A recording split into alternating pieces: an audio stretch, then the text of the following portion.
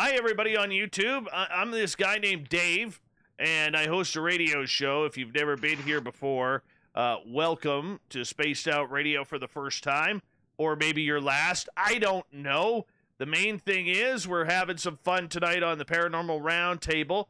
And before I introduce our panel for tonight, let's make sure we say hello to everybody. Hi, gorgeous Kimberly. Hello, gorgeous Renee. The lovely and talented Becky Bowling is back. Thank you. Michael Boyle, you were looking lovely tonight as well. Thank you for coming on in. Hi, Cashew. How you doing? Adnome, always a pleasure, my friend. Karen A. Dahlman is in the chat room. Look at that. Karen A. Dahlman. She will be signing autographs after the show.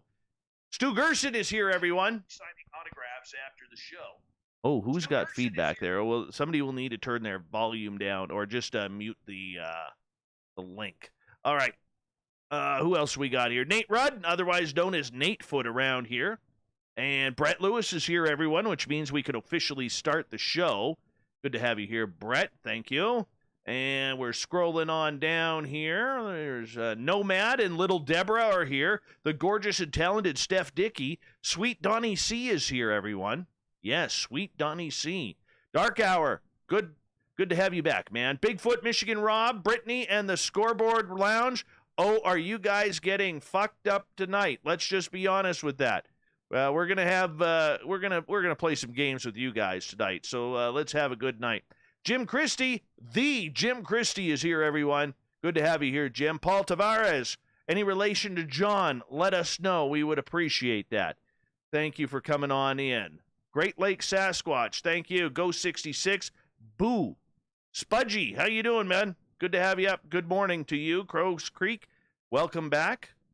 Fabster, you with Grandma Rose tonight? Let us know. We thank you for coming on in. Vinny, how you doing, brother? Good to have you back. Princess Denali, the official princess of Spaced Out Radio, is here. Big Rob, he's looking big tonight. Look at him, everyone. Look how big he is.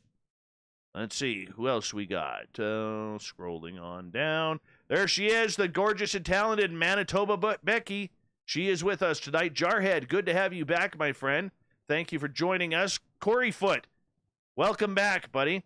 Ibarata, all the way in Singapore, everyone. Let's all wave to him. He might be able to see us.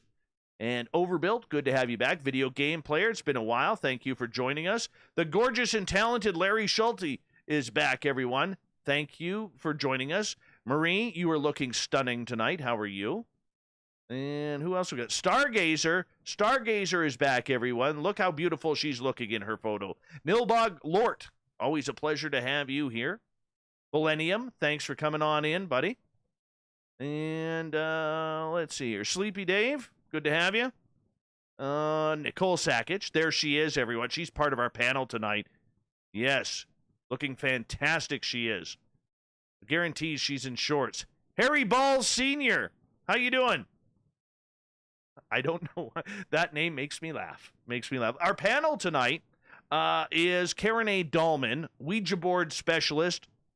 And now, normally on Halloween, I'll get into that during the intro, never mind. We have Nicole Sakach, UFO researcher, and Matt Lay and Alyson Ford, two of the top paranormal people that I know. Matt has one, I'm going to honestly say, one of the top 3 beards in North America for all paranormal. Definitely top 3 beards. It's fantastic. If you can find a picture of him, you guys will be very, very impressed. And his wife is gorgeous, too. In a different way. She does not have a beard, but she is gorgeous anyways. Your boy, Roy Boy, good to have you back, my friend. Where you been hiding? And let's see. Oh, by the way, Dark Hour, your beard does not compare. You got a gorgeous beard, man. You really do, but it does not compare to Matt's. I'm sorry. I'm sorry. I'll have to find a picture. Let's see here. Hey, Nucker, good to have you back. Game Vet, good to see you. Alan Moccasin, thank you for coming on in, my friend. Northern UFOs, good to have you here. Rich Hilkey's here, everyone. Let's make sure you wave to him. And Gorgeous Jules, always a pleasure. And Pharmacy, good to have you here. Why is everybody so quiet on the panel? Why? You guys all got your mute buttons on mute. Well, yeah. We're just getting ready for some woo-woo Halloween tonight. Yes. Woo! 46 and 2 is here, not to be mistaken for 49 and 1. Okay? Just, I don't know why, but just wanted to clarify that. All right, let's get that going there. And, okay, that's going. Hey, Zeus, good to have you here. We're 25 seconds away. Great way to support what we do on this show, everyone, is the Super Chat is open. You can hit that subscribe button if you are new to our channel. We'd appreciate that. Also, hit that thumbs up and that bell thingy, because apparently that lets you know when our shows are coming on. You can do a little shopping at the SOR Vault as well. We are 5 seconds away from cracking this thing up. Let's do it right now.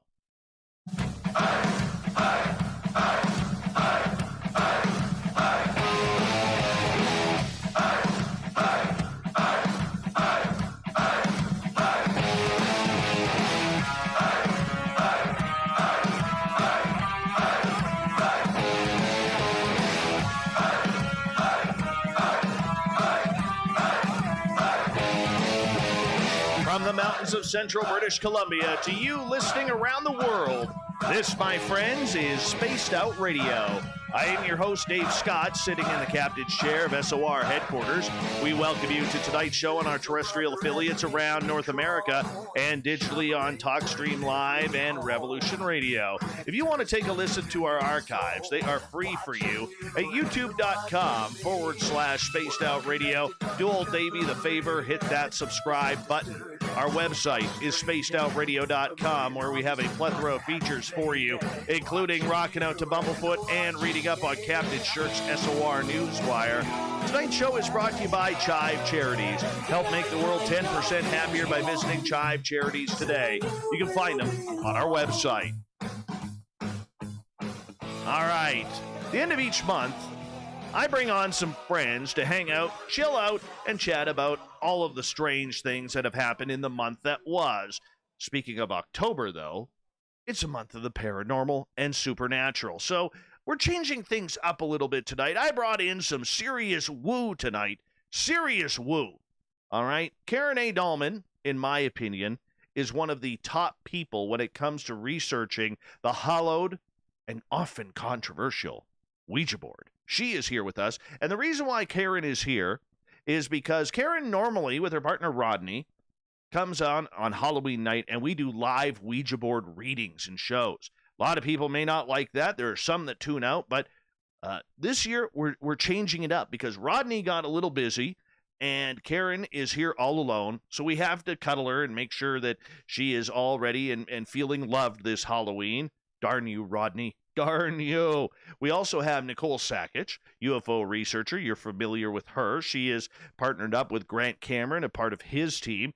And from the beautiful province of Saskatchewan here in Canada, Matt Lay and Alyson Ford, the husband and wife team, paranormal team. Where I'm going to be honest, Matt's beard is one of the top 3 beards in the paranormal right now in North America. Prove me wrong, people. Prove me wrong. Panel, welcome to Spaced Out Radio's Halloween Special Roundtable. How are you?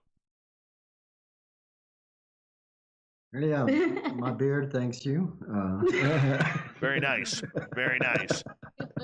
Absolutely. We're going to start off with a little bit of Halloween. Let's warm things up a little bit here because we all have that spooky story that really led us into this field. That story that really sold us that this phenomena has something to it. And Alyson, I want to kick things off with you here right off the bat here because it's been a while since you've been on the show.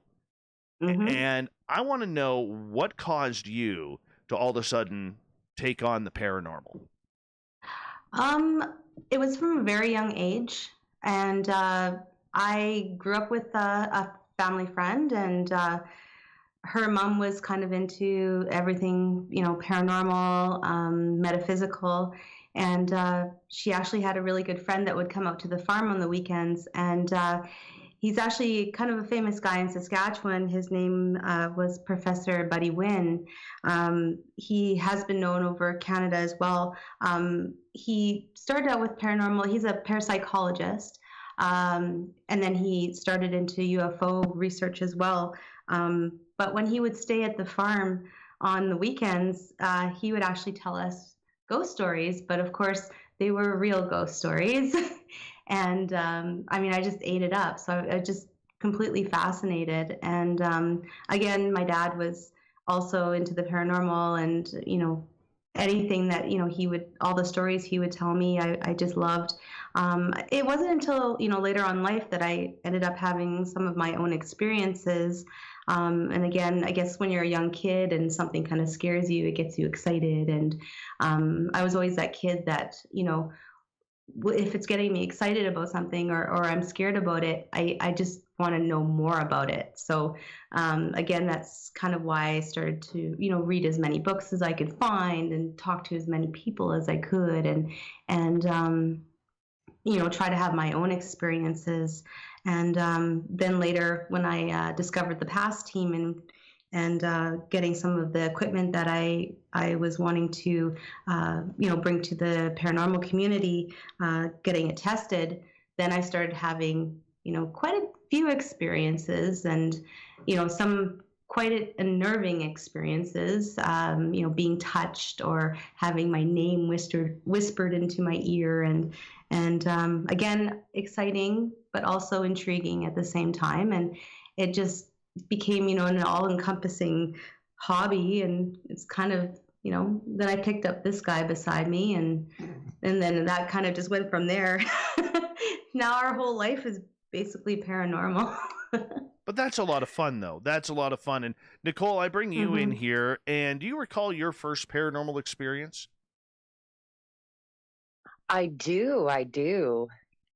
And it was, I think I was around 5, and I had just had my grandmother passed away. And I'm one of those experiencers who I started off more on the ufology side, and then I kind of retraced my steps into paranormal activity that had happened to me. And yeah, after my grandma passed away, I kept feeling like the pressure on my bed, like somebody was sitting on my bed, or somebody would stand up like they were sitting on my bed and they would leave my room. But several times over the couple weeks that this happened, I felt an overwhelming presence along with this sensation that somebody was there in my room with me. And I always associated it with my grandmother. So I can't say it was like, ooh, I'm spooky or spooked out and scared, or woo, it's Halloween. All these things get me going. But yeah, that's what I would consider my first paranormal experience. Was I just knew there was something in the room with me. Matt, how about you? This goes way back for you. And by the way, we should mention that Matt is a United States Air Force veteran, and we love our veterans around here, so we're going to give you a few claps for being a veteran, Matt. Thank you very much, buddy. Yay! Thank you. Very similar. Growing up on the Gulf Coast, in that time frame, there were so many UFO encounters and reports. That seemed to be the common trend.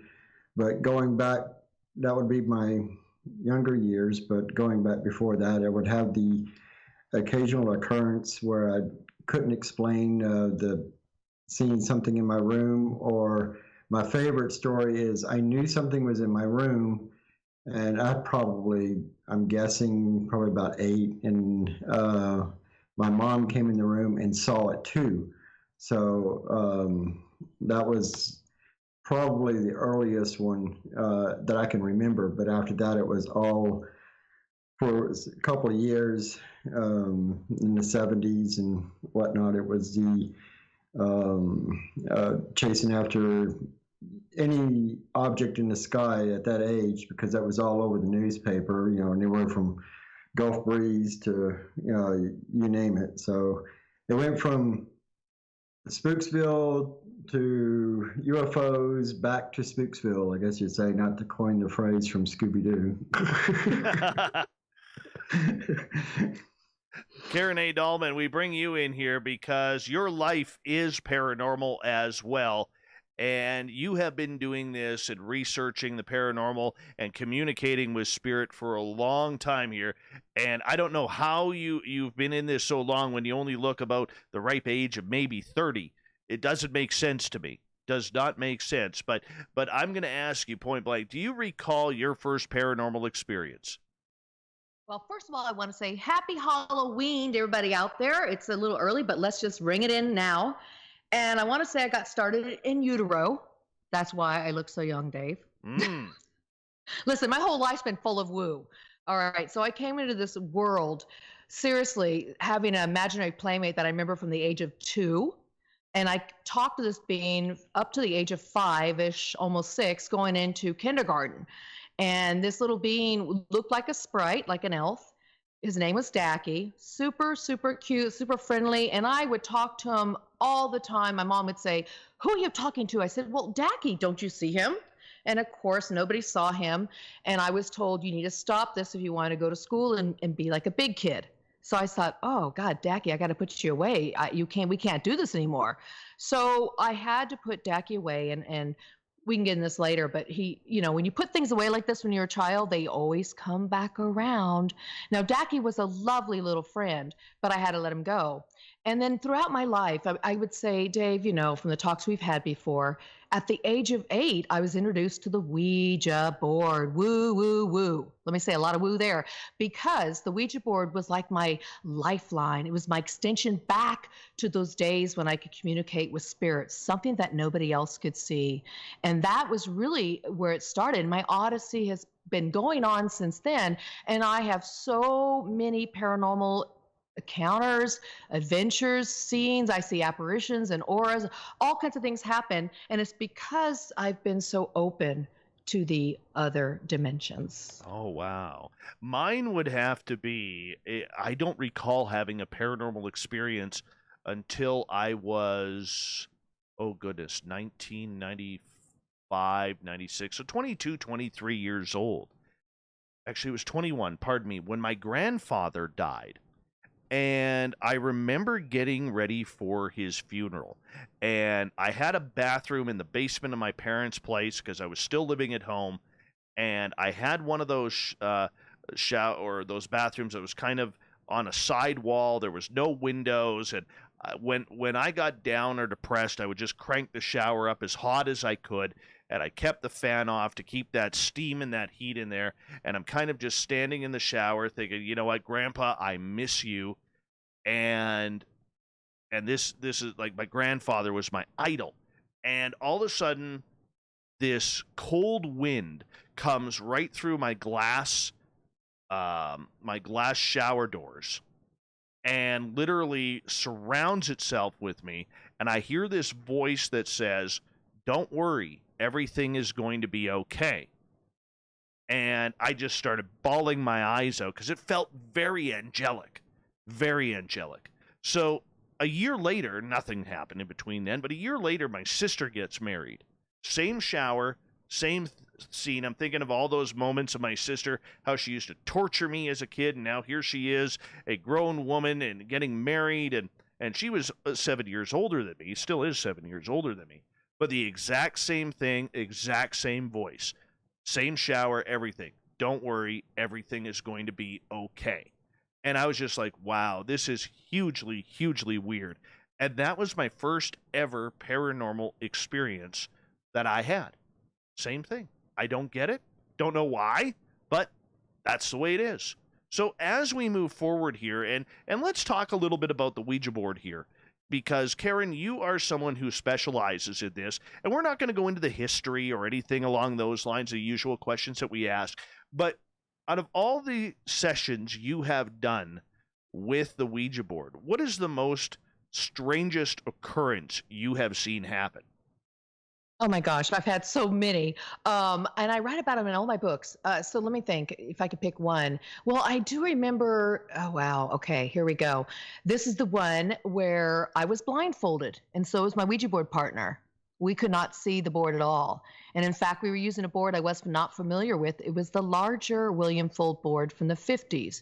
I was used to the small one from the 1970s, which is the one I got from Santa Claus in 1973. So we were sitting down blindfolded, And I had a bunch of girls that didn't believe what we were doing. And back in those days, this was 1986.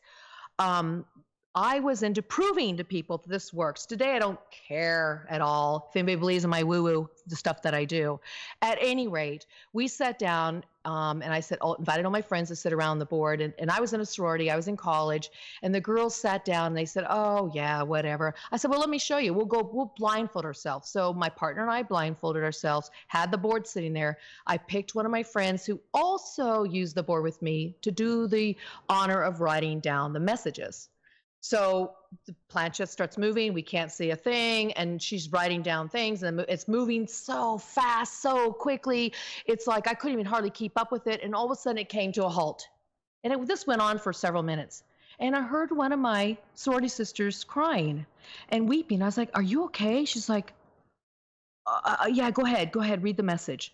And so what happened was I said, go ahead and read the message to us. And the message was basically this. It said, hello, Layla. This is your sister. I'm here. I'm fine. I love you. Tell Mom and Dad that I am okay, and I love them too. Know that my boyfriend and I died on impact. There was nothing that we felt, no pain. The only pain we ever felt was what we felt at our funerals when you all expressed so much pain. We're asking you to let that go now and know that we love you and will be with you forever. Oh, my. Now, I thought for a second there, I said, hey, wait a second. You have a dead sister? I had no idea this woman in the room had a dead sister. Nobody else in that room but one other person knew that. She kept it very private. It was so much grief. She didn't want to talk about it. And we all sat there dumbfounded, gobsmacked. Our mouth was opened.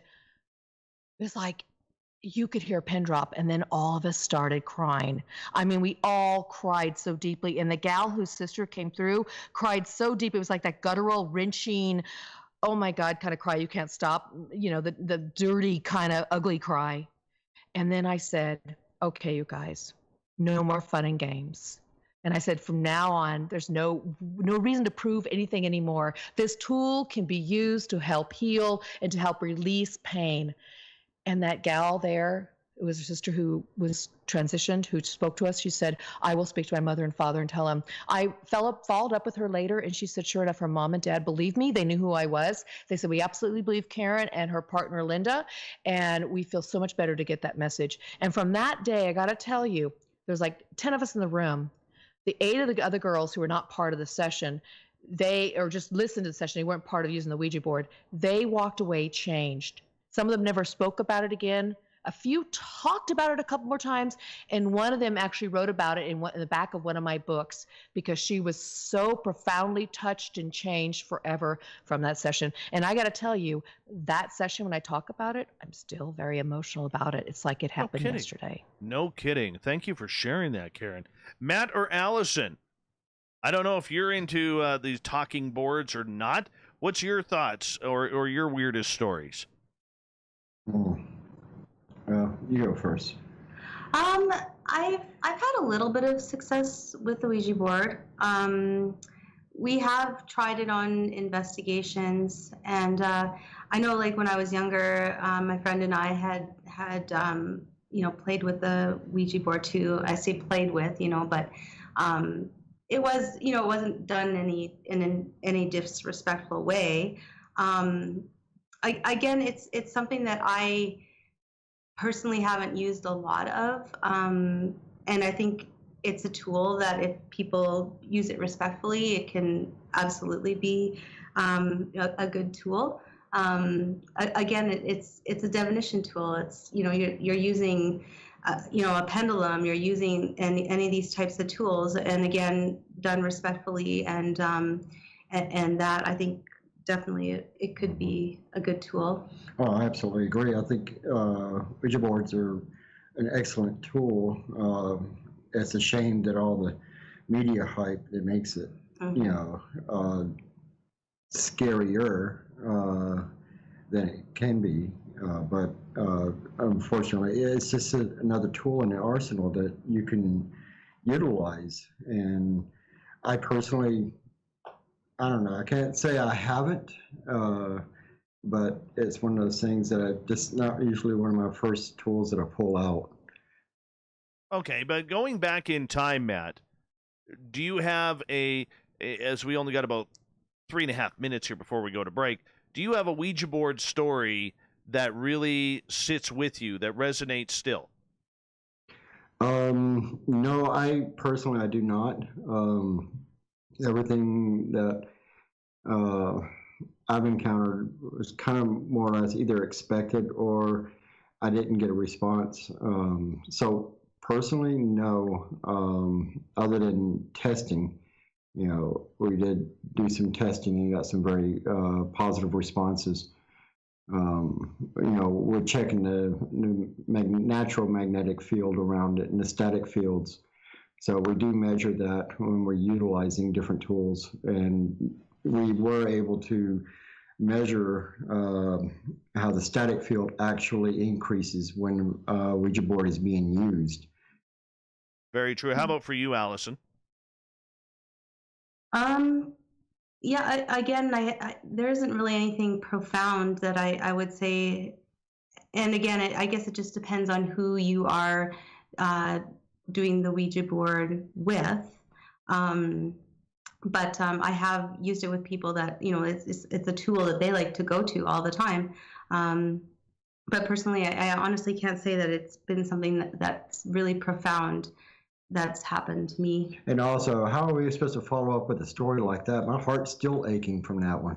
Yeah, absolutely. I'm telling you, I'm still emotional here. That happened in 1986. It so touched me, and it was my pivotal moment when everything changed for me with the Ouija board.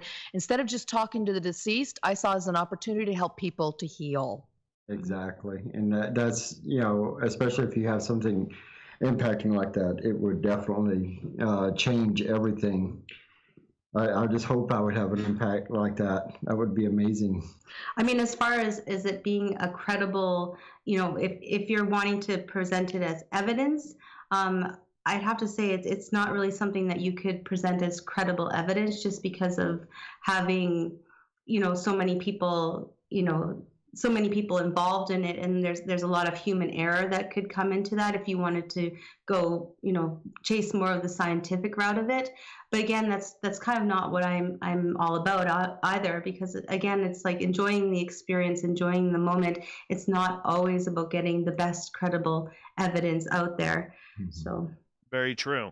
Very true. We have a minute to go. Nicole, do you have a special Ouija board story that you could tell in a minute or that we can carry over? I think I do. I've only messed with Ouija boards twice in my life.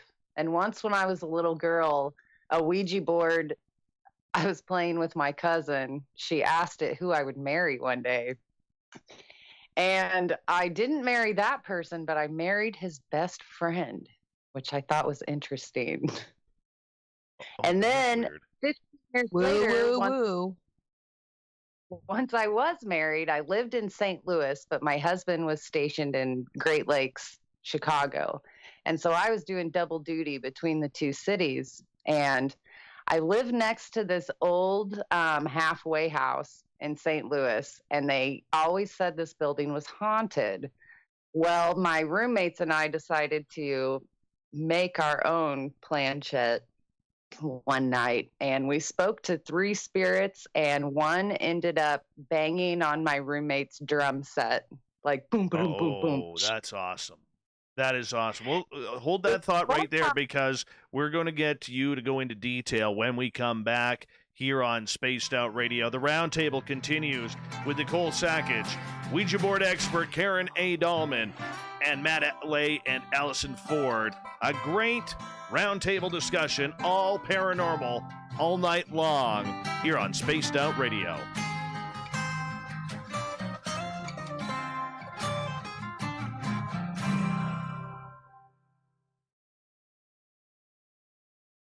All right, guys, we're clear. We're clear. Thank you. That was a wicked story, Karen. Wicked story. Isn't that fantastic? It's out of control. I mean, it's just amazing. I'm telling you, it's changed my life immensely, that one moment. So pivotal. No kidding. Wow. That's the woo Halloween. No kidding. Woo, woo, woo. Let's do some more woo, guys. I know, I keep forgetting. You got to put the woo in there in Halloween. Don't forget. Yes. Yes. Oh, the Scoreboard Lounge is going to be messed up by the time we're I done think with they that. might already have a tipsy going on already. Oh, yes. Oh, you Poor got him on the floor. Poor Brittany and Rob hanging out there, you know. And I'm sure everybody's going, woo, every time we go, woo. I wish I could join them. Yeah, I know. I know. Right? I'm drinking my tea. I'm a teetotaler over here. Yeah, we got the coffee brewing. Exactly. Look at woo in the house. I love it. I love it. I love it. Let's see here. Let's see. How much time do we have, Dave? We got about 4.5 minutes. Oh, good. I made some more tea. I'll be right back, guys. No problem.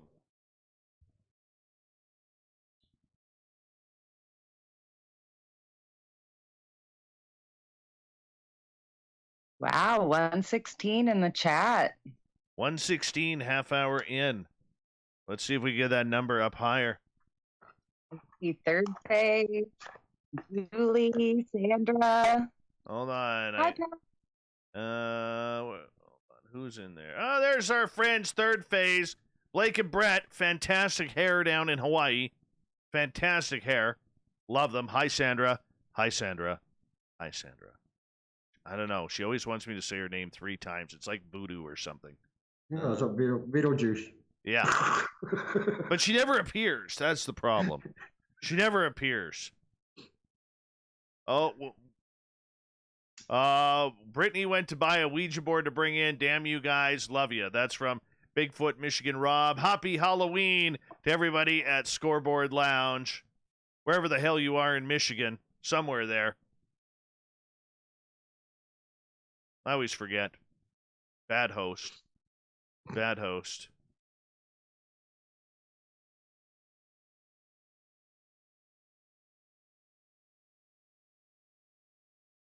It's not in Detroit. It's like in the southern part of Michigan, I believe. Hi, Nikki. Good to have you back.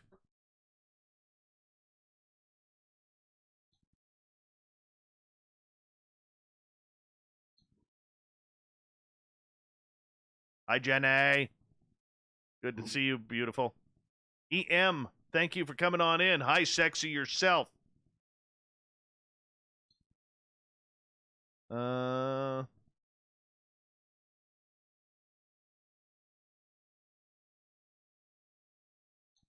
Manuel, thank you for coming on in, man. Tell you a real scary story. Well, I'm going to tell my freaky Ouija board story coming up here. Actually, it's kind of heartbreaking. I'll tell you that when we come out of break. Oh, something paranormal dropped there. Woo! If you want to have a real freaky story, Manuel, let me tell you about my ex-wife and her mother.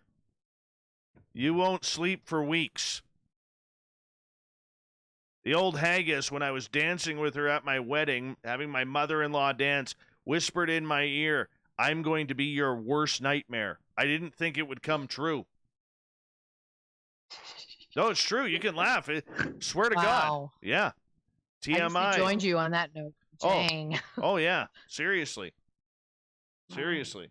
Predictions, yeah? Prophecy? Totally, right? Don't need a Ouija board for that. Totally.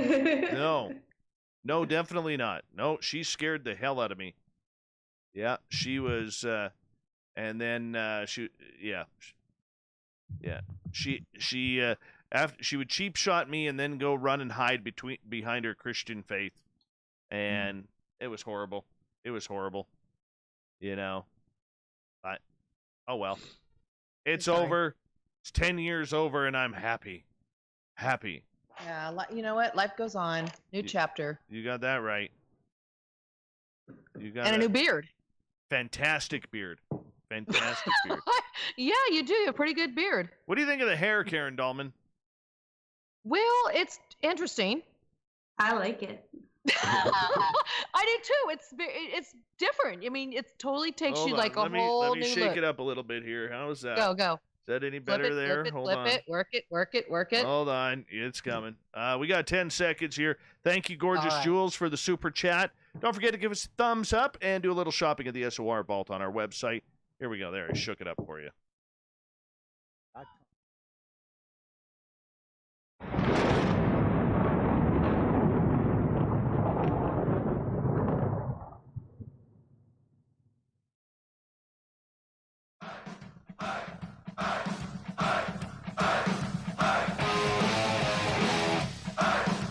Second half hour of Spaced Out Radio tonight.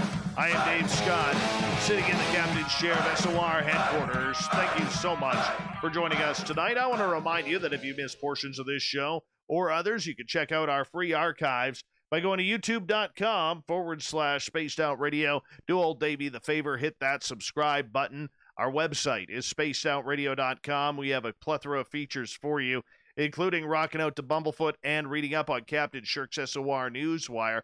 Follow us on Twitter at Spaced Out Radio and on Instagram at Spaced Out Radio Show. Tonight, it's the SOR Roundtable. We are joined by Ouija Board expert Karen A. Dahlman. We have Nicole Sakach, UFO researcher and assistant to Grant Cameron, and the husband and wife paranormal team of Matt Lay and Alyson Ford. They are based out of Saskatchewan. It is so flat there, everyone. Everyone, if you start waving in your houses right now, no matter where you are in the world, Matt and Alyson will be able to see you and wave back. So hello, everyone. Welcome back to the show. Hello. Wave. We're all waving right now. Absolutely. Why not? Ooh, I see you. Why not? It's the way we roll around here. That's the way we roll. Now, Nicole, I wanted you to finish your Halloween Ouija board story. Right. So I was living in St. Louis and my husband was stationed in Chicago. So I was taking Amtrak about twice a week. And I had a roommate who we kind of worked opposite hours. I would sleep during the day, he would be gone at school. I would work at night. He would be there, that sort of thing. Well, after we lived there about 3 months, we finally caught up and we were like, hey, what do you think of the, really loud people that stomp around that live upstairs and, shooting the shit like that. And we happened to station in front of our neighbor who lived across the hall. And this guy was great. He was like our own personal Kramer. He just kind of burst in the door all the time. And he had keys to everywhere in the building. So he's also very useful. But he said, what do you mean the people upstairs? And we said, yeah, the people upstairs, when they walk down the hallway, assuming their apartment was similar to ours, when they walk down the hallway, it's like they stomp. And he goes, the apartment above you is empty. And we were like, what? No way. And then he got freaked out. He thought maybe somebody was squatting in the apartment. So we ran up there and checked it out, and nobody was there and things like that. And that's when we got this idea that we needed to use a Ouija board. And then, of course, we didn't have one. So we thought it would be a great idea to make our own, which we did. For some reason, we had a random piece of wood. It was about the size of a coffee table, and we just kind of wrote our own letters on it. And then we were dumbfounded because we didn't have a pointer. We were like, what can we use? What should we use? Well, the same neighbor had this really old antique letter opener, which had a pointer and a small magnifying glass in the center of it as well. So we used that. And not only were we dealing with one spirit, but it was supposedly 3. And we took turns, kind of all 3 of us, using the Ouija board. 2 of us would use it. One of us would write in a notebook. And yeah, and like I said, after probably 40 or 50 minutes, we had asked it if it could prove, that it was here, that, it was in the apartment. And we had my roommate played drums, and it was set up in our dining room. And we didn't have a table or anything like that. We didn't entertain dinner guests. So it was our drum room. And yeah, it did like a drum solo. Boom, boom, boom. And I freaked. I was like, oh my God, if it can hit the drums, it can throw something at me, and I just freaked out. And I was like, okay, we need to stop. You guys need to just leave us alone. If you think it's funny, it's not funny. We're scared. Stop, leave us alone. Bye, quit playing. And yeah, everything stopped. We didn't hear noises upstairs. I had a closet door that kept opening. My door didn't open anymore. The drums didn't play themselves anymore. And yeah, that wrapped it up, except it scared me still so badly that I moved. I made the decision that I was just going to move to Chicago. So within, I would say 3 weeks, I had left St. Louis. So it was a motivating experience for me. No kidding. No kidding. Yeah. That would do it every time. You got, it's like playing with aliens. You just either going to accept it or leave it, and you left it. Yeah. The talk in the neighborhood was that the building next to our apartment complex, housed spirits. It was just like a vortex for angry spirits that were once on this halfway house. So I don't know. I believe now, that there are energy places. So, and I think the boards are a great tool if you take precautions, I guess. I don't know. Well, my Ouija board story is a little heartbreaking, and I'll tell you why.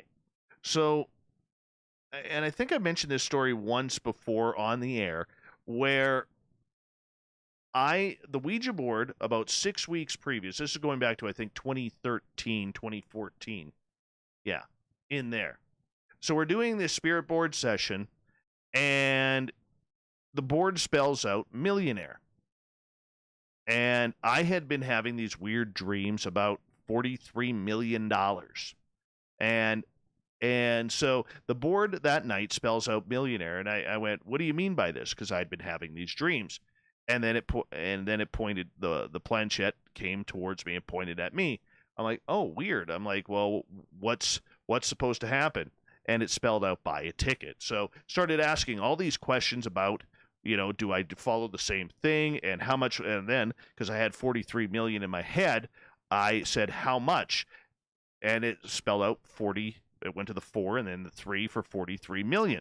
So I was like, oh, that's weird. I said, how many weeks from now? And it was like 9 weeks. Weird number. It was like 2 months away, 9 weeks, whatever it was. So lo and behold, the week before, we confirm this, and coming up is the lottery, and it is $43 million.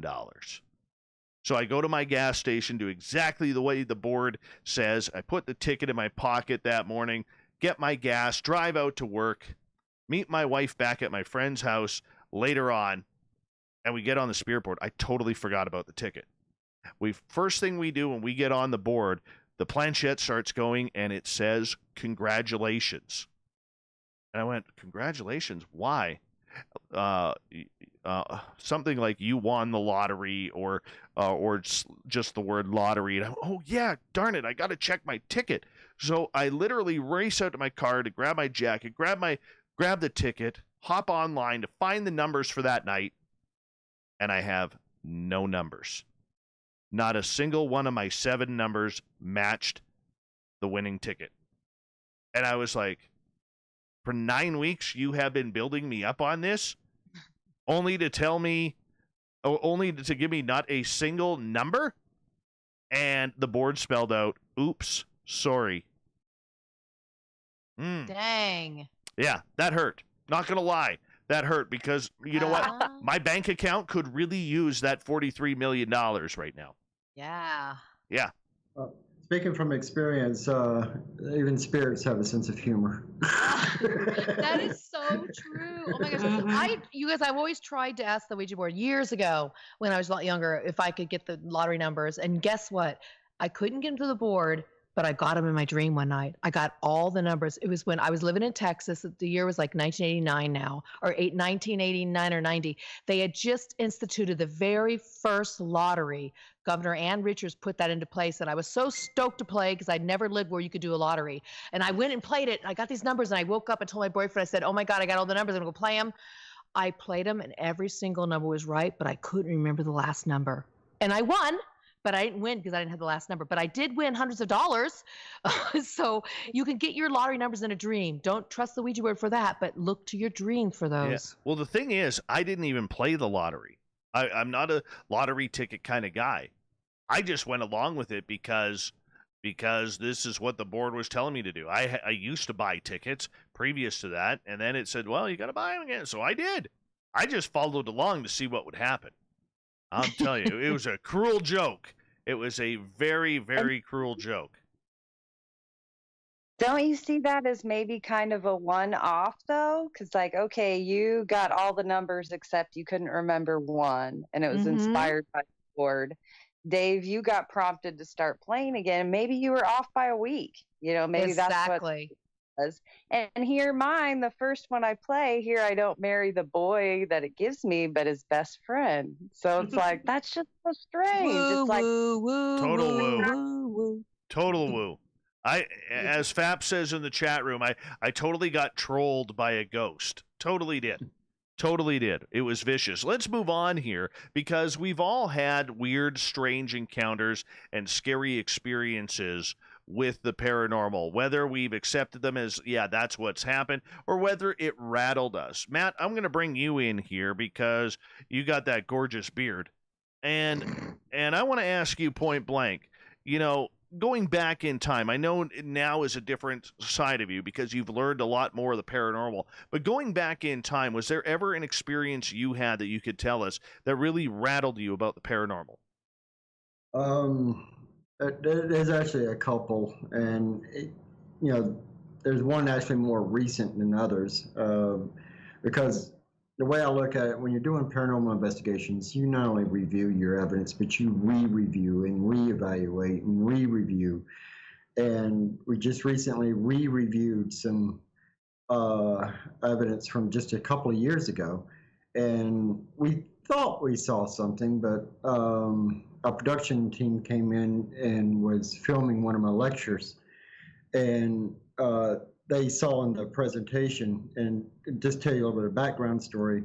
I'm a practitioner, a magical practitioner, and so we were doing not only doing a ritual, but we were investigating that ritual. And there was several personal accounts where people thought they saw apparitions or shadow play in the tree line. And one of the cameras actually caught one of them, and it was a woman that slowly appeared stepping out from the tree line, and she just turned and disappeared again. So whether it be multidimensional or spirit or however you want to word it, but our quality was very low. So we looked at it as evidence, but we didn't really, it wasn't a wow. But the production team was in here, and they asked for the presentation and everything. So they cleaned it up, and it became a wow for us because you can see the woman in very detail, her hair, her robe, everything. And it was literally spine chilling to see how detailed she was. But if I was a step way further back, this would go along the lines of UFO, the first triangle UFO that I'd ever seen. I was really young. I was wrestling with a buddy of mine. I think we was like 13 or 14. And he had me pinned down. I was a skinny little runt. And he had me pinned down. And all of a sudden, I just feel his grip loosen up. And of course, I'm going to take every opportunity I could because I was so small. So I throw him back, and he's just literally looking up. And I look up, and there's a triangle UFO. And so I grew up as a practitioner, and so my first thought is communication, and it's always been my focus is communication. So I run to my house, I go grab my staff, and I run out to this field, and I could see it in the distance, and it actually made the headline papers in Mobile, Alabama. And because fortunately there was a Gulf State Fairgrounds were going on, so there was a lot of people that saw this. And so as I'm putting markings in the ground and I'm focusing on it, it turned and started to come back. Now I went from intrigued to absolutely, oh crap, what did I do? And so, which led me to believe, and now I firmly believe that, the consciousness can connect on many different levels, and whether it be from spirit or multidimensional. And all it did was do a slow pass. And so these type of things, have always influenced my life. But those are the two recent and early years that stand out the most right now. I bet. How about for you, Alyson? Again, with the, it's funny because my scary moments with, say, spirit or ghost have usually happened when I wasn't actively investigating. I kind of get into that investigation mode, and nothing really terrifies me or scares me, but when I'm not anticipating it, it's caught me off guard a few times. Give us an example of you going woo and jumping out of your shorts. Woo woo. Just recently, actually, in the town that we're in, there's that old hotel that we've investigated quite a few times. And the people that used to own the building, they used to run kind of like a Halloween haunt upstairs on the top floor. And Did you say Halloween? I did Halloween. Okay, I just want to make sure it's Halloween. Yep. And so anyway, on my spare time, I was actually helping to, decorate and clean it up and get it ready for everyone to come through. And I was, just checking my messages and just walking down the hallway. And I literally heard like distinctive footsteps, like run right up behind me, and was just clear as day. And I knew that there was nobody else upstairs but me. And I was just kind of paralyzed for a second because it completely caught me off guard. I have no idea why I didn't turn around with my phone and take a photo. Wasn't thinking in the moment. Again, it just startled me because it was completely off guard. I guess it's still a little disconcerting to have your name whispered in your ear as well. That's caught me off guard a few times. But again, if it's in investigation mode, usually I'm like, oh, I really hope I caught that on camera. I hope I caught that on mic. But to me, like anything right now that really scares me the most or kind of is disconcerting to me is UFO phenomenon. There is quite a bit of UFO phenomenon in Saskatchewan. Again, it's, going back to it's so flat. You can see the entire sky. I don't really make it public, but I have seen something that I can't explain.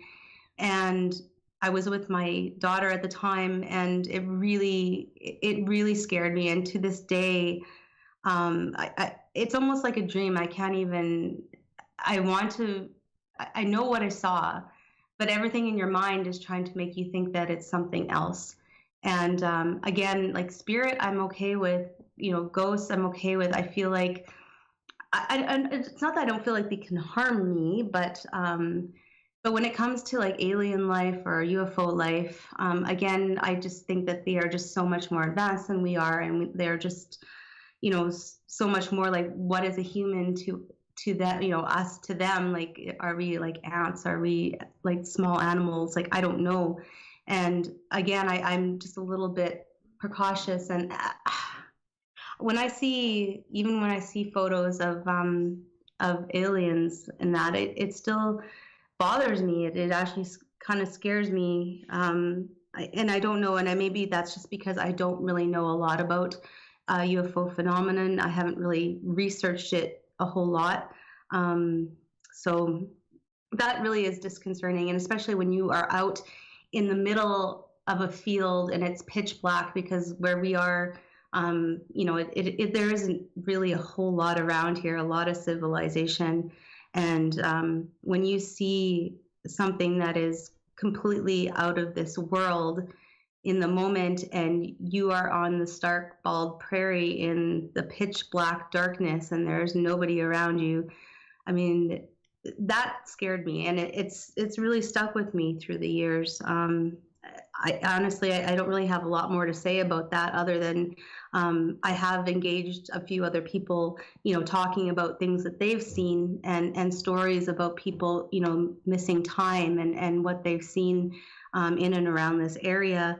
And yeah, I mean, I do want to study it more, but again, it's something that is kind of terrifying to me. So in other words, you got aliens. It's okay to have little aliens every now and again. It really is. Talk to old Davey. We can make you comfortable having some aliens. It's okay. Okay. It's okay to have Nicole. It's okay to have little aliens, isn't it? Absolutely. If I have to have a little paranormal, everybody can have a little aliens. Exactly. You never go wrong with the little aliens in your life. I mean, sometimes they do things you don't want them to do, and but most of the time you just get little aliens. Karen, let's get to you here as we turn on the woo here, turn it up the woo factor. How about for you, my beautiful friend, as we got about 3 minutes to go here before we go to break, your weirdest or scariest story that you could recall? Oh my God, I've had so many. Here we go again. Okay, so let's see. Let me see. Strangest or weirdest? What should I do? Let's go weirdest. Okay.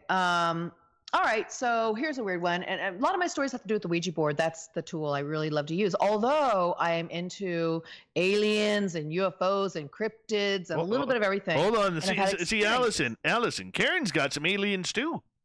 I love little aliens. They're all good. Exactly. Everybody loves a little alien in them.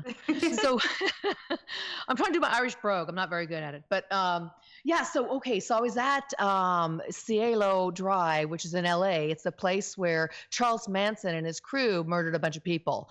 And I was up there at David Oman's house, and I didn't know the whole story about his house. I just was invited up there, and I had the board, and we used it downstairs. I said, let's use it at the place where we felt the most activity without knowing much of what he was about the house at all. We go to his third floor, which goes downstairs, and my friend was with me. She's very sensitive, and all of a sudden we went to this one room. We wanted to almost throw up. It was this horrible thick energy. I said, okay, this is where we're going to do the board. So we immediately got on the board, and what came through was, first of all, we started hearing belabored breathing in our ears, and then what came through was Charles Sebring, let me see, Charles Sebring, a few of the people came through. Three of them that were murdered there came through. And the one that came through that we were surprised about was Stephen Parents. Now, that was the 18-year-old that was outside the house that got shot, and he wasn't even part of this group of partiers. He wasn't like Sharon Tate's friend. He just happened to show up to see the pool guy. That was it. He had nothing to do with it, but he came through loud and clear. And they came through with the story and told us why they stayed there and still were haunting that place. Not really so much haunting. They were making their presence available because they had a truth to be told. And I went up to David Orman. I walked upstairs and I told him what the truth was. He says, I don't care. He said, that's why my place is haunted. I go, but this is not right. You have the information you're supposed to go to the police with. He said, I'm not going to. And I cannot tell you what that is. You have to read my book to get that information. But I'm telling you, it was the weirdest thing because we got all the secrets there. And my friend knew nothing about the case. She didn't remember much about the Charles Manson thing. I knew somewhat about it. But when we started getting the stories and especially what Sharon Tate wanted to tell us, we were like, OMG. And so that secret still remains a secret. Oh, my goodness. Oh, my goodness. But I exposed it in my book. I actually put it in there, and I said, what? I got to tell the truth. The spirit said, tell the truth. But they still needed to be out in the public, and it's not out in the public yet. All right. Well, you all hold on here because we are going to go to break here at the top of the hour. The SOR Paranormal Round Table. It happens near the end of each month where we kind of bring in some friends to debate and discuss the month that was. But this month is a little special as we wrap things up, as it is finishing up with Halloween. And we all love this time of year. Spooky stories are going to continue here in hour number 2 as we got 2 hours left of the round table with our fantastic panel for tonight. We have Karen A. Dahlman, Ouija Board expert, UFO researcher and assistant Grant Cameron, Nicole Sakach, and the husband and wife team of Matt Lay, Alyson Ford, and Matt's Beard, all coming together for one great show tonight on the SOR Roundtable. We'll be back right after this.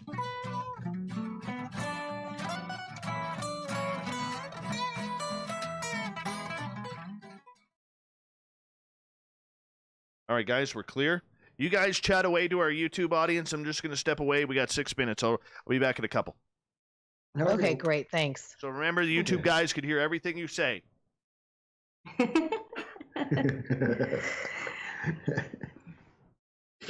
Yeah, it's I just bringing back the alien research. There is a plethora out here, and I know a lot of people are really hesitant about sharing their stories. And I mean, I just heard a story the other day, and I mean, it just rocked my socks off.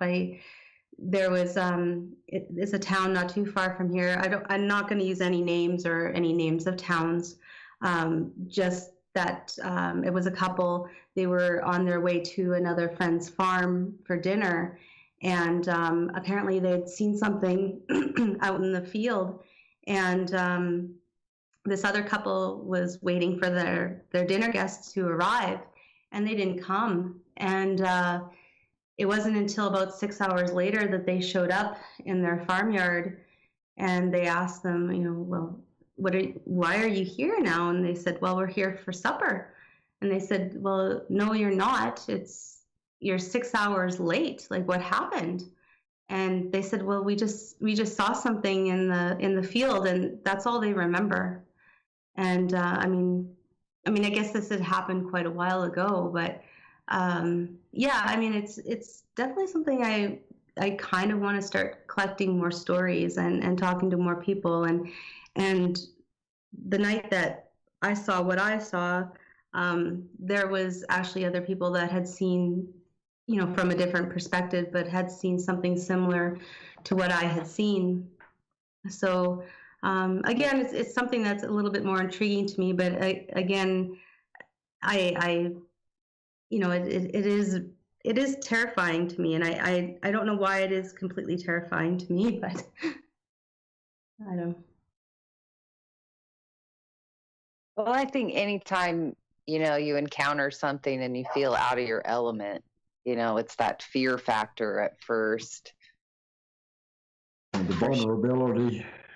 Yeah, like you do. You feel so, vulnerable and very, again, like if it, to me, speaking from a scientific point of view, I mean, if they are able to create these amazing spaceships and they're interdimensional travelers or what they have for technology and how they think, it's so much more advanced than us. And I guess, I don't know if I'm afraid of getting hurt or maybe afraid of just being able to communicate with them. I don't know. It's exciting, but scary. Yeah. Well, like even my Ouija board that I just shared, that did scare me for a while when I was young. And it wasn't until I started investigating these parallels between ufology and the paranormal. It seems so weird to separate them to me now. But, Agreed.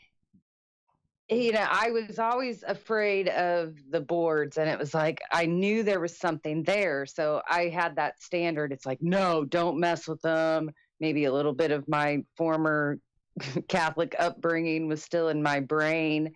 But it wasn't until I really looked at it through the ufology lens where I was like, yes, I was freaked out, but there wasn't anything scary to it. They weren't like, ha, were these spirits messing with you? We were talking with a lady. She described the other two spirits that were there. The one that walked upstairs, she was just like, yeah, he does stomp a lot, just kind of said it nonchalant, like how he is. And she did say the one that was opening my closet door every night at 2:30 in the morning said he did it because he knew I noticed it. So, Yeah. you know, I mean, we're very just like bland. I didn't get like a foreshadowed warning or anything that freaked me out. The drums, yeah, and that still does get me. It's like there's that Mhm.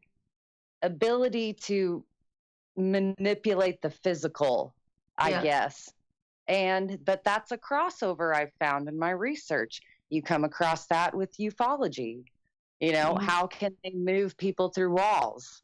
How can they appear and reappear and seem to pop in and out?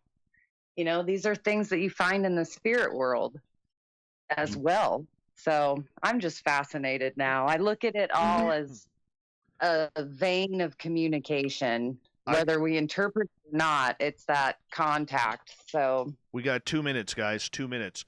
You know, Alyson, I'll quickly tell you this one. One day I went to bed. I was having a dream. It was in the middle of winter. This a couple years ago, but I was dreaming like it was springtime. I was wearing my red shorts and a black shirt, and I was on the phone talking to a friend of mine in North Carolina in my dream, and I dropped my phone, and in typical dream fashion, you pick up your phone, and I got it upside down and backwards, and he's like, "Hey, I can barely hear you," and I'm like, "Dude, there's like a disc flying in the sky, and it's coming towards me." I said, "I don't want to go tonight." So, anyways, as I start walking towards my carport because I'm out on my driveway to go inside, I realize that I'm starting to walk up towards the disc in the air, right? And I'm yelling at this. I told you I didn't want to go today. I told you I didn't want to go today. Next thing I know, I'm dropped from 3 feet above my bed into my bed, and I wake up Wow. as I'm falling. So yeah, that's kind of cool. Here we go with hour 2, guys.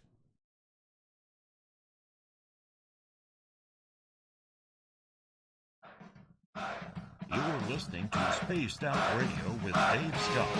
Follow Dave on Twitter at Spaced Out Radio and on Facebook, Spaced Out Radio Show. Hour number 2 of Spaced Out Radio is now underway. I am Dave Scott, sitting in the captain's chair of SOR headquarters as we are turning up the woo for this Halloween special. Thank you so much for joining us tonight. I want to say thank you to everybody listening in on our terrestrial affiliates around North America and digitally on TalkStream Live and Revolution Radio. Remember, you can check out all of our archives for free by going to youtube.com/Spaced Out Radio. Do old Davey the favor. Hit that subscribe button. The Desert Clam has set the password for tonight in the SOR Space Travelers Club. Cackle. Cackle is your password. Use it wisely, space travelers, as the Clam sets a password each and every night right here on Spaced Out Radio. Our website is spacedoutradio.com. We have a plethora of features for you, including rocking out to Bumblefoot and reading up on Captain Shirk's SOR Newswire. Follow us on Twitter at Spaced Out Radio and on Instagram at Spaced Out Radio Show. We continue with the SOR Halloween special Paranormal Round Table. We have Ouija Board expert Karen A. Dahlman, Matt Lay, and Alyson Ford, the husband and wife tandem out of Saskatchewan. Yes, wave at them. They can see you anywhere in North America. It is that flat there. And all the way from Illinois, we have Nicole Sakach, who is a UFO researcher and assistant to Grant Cameron. Everybody, welcome back. Now, Nicole, you were telling us about your freakiest experience. I was. And no, the Ouija board is up there with the drum playing, but I've come to grips with it over the decades. But honestly, Dave, I think you were part of my most recent freakiest experience, and that was my UFO experience weekend back in July, and it wasn't necessarily the sighting. It was getting the apport phenomenon and having the pile of rocks left for me on my table in my research spot. And yeah, that just took me aback because first of all, it was something new to my research, and it was something that I had heard of in the past, and I was just kind of rolled my eyes and, scoffed at it. I was like, oh, this isn't happening. There has to be a better explanation for these things. And then it was kind of a buildup. Like, I spoke with a couple people about it over, the months, and I would receive a rock. One would fall into my sink at work, and I would hear it, and it would be there. And then, after my sighting, and then to return home and have a pile there waiting for me, just knowing that something had manifested in my house or entered my house, and seeing my dog so scared. And at the same time, it was exciting, though, because it was that affirmation. Like I said, that was like a clear message to me from them. Like, we know you saw us, we saw you too, kind of thing. That's how I've rationalized it. But yeah, it's just this whole manifestation apport scenario just really kind of blows my mind right now. So That is kind of weird and freaky. Mine would be probably, I know I have a spirit. It hasn't been active in a while, but in my house right now, I have a spirit that mimics my son. Yes, mimics my son. And going back where I noticed it was a couple of years ago. My son was at daycare. This is going back 3 years ago now because he's in grade 2. And so he was at daycare, and I was on the phone with a person who was working with me on Spaced Out Radio at that time. And I heard when a child gets excited, they kind of scream and laugh at the same time. So I hear this scream and laugh upstairs, and I said to the person on the phone as she's talking, I said, "Did you hear that?" She goes, "Yeah." I said, "What did you hear?" And she goes, "Well, it sounded like your son." I said, "Yeah, there's a problem. My son's not home. He's at daycare 10 minutes away." She goes, "No way." I said, "Yes." So we go upstairs. I take her on the phone because she's like, "Well, look around, make sure nobody's come home." So I take a look around my house. Nobody is around. Just my dogs hanging on out. And go to daycare, pick up my son, and my friend is still on the phone with me. And I said to my son, "Can you please say hello and let our friend hear your voice?" And he goes, "Hi, how are you?" And she's like, "Oh my God, that's the voice we heard." I'm like, "Yep. Welcome to my world."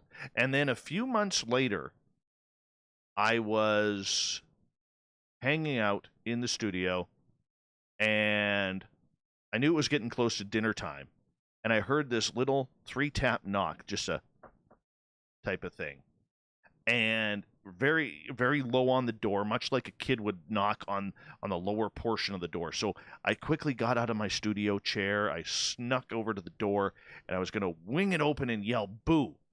Scare my boy. And I do that, and nobody's there.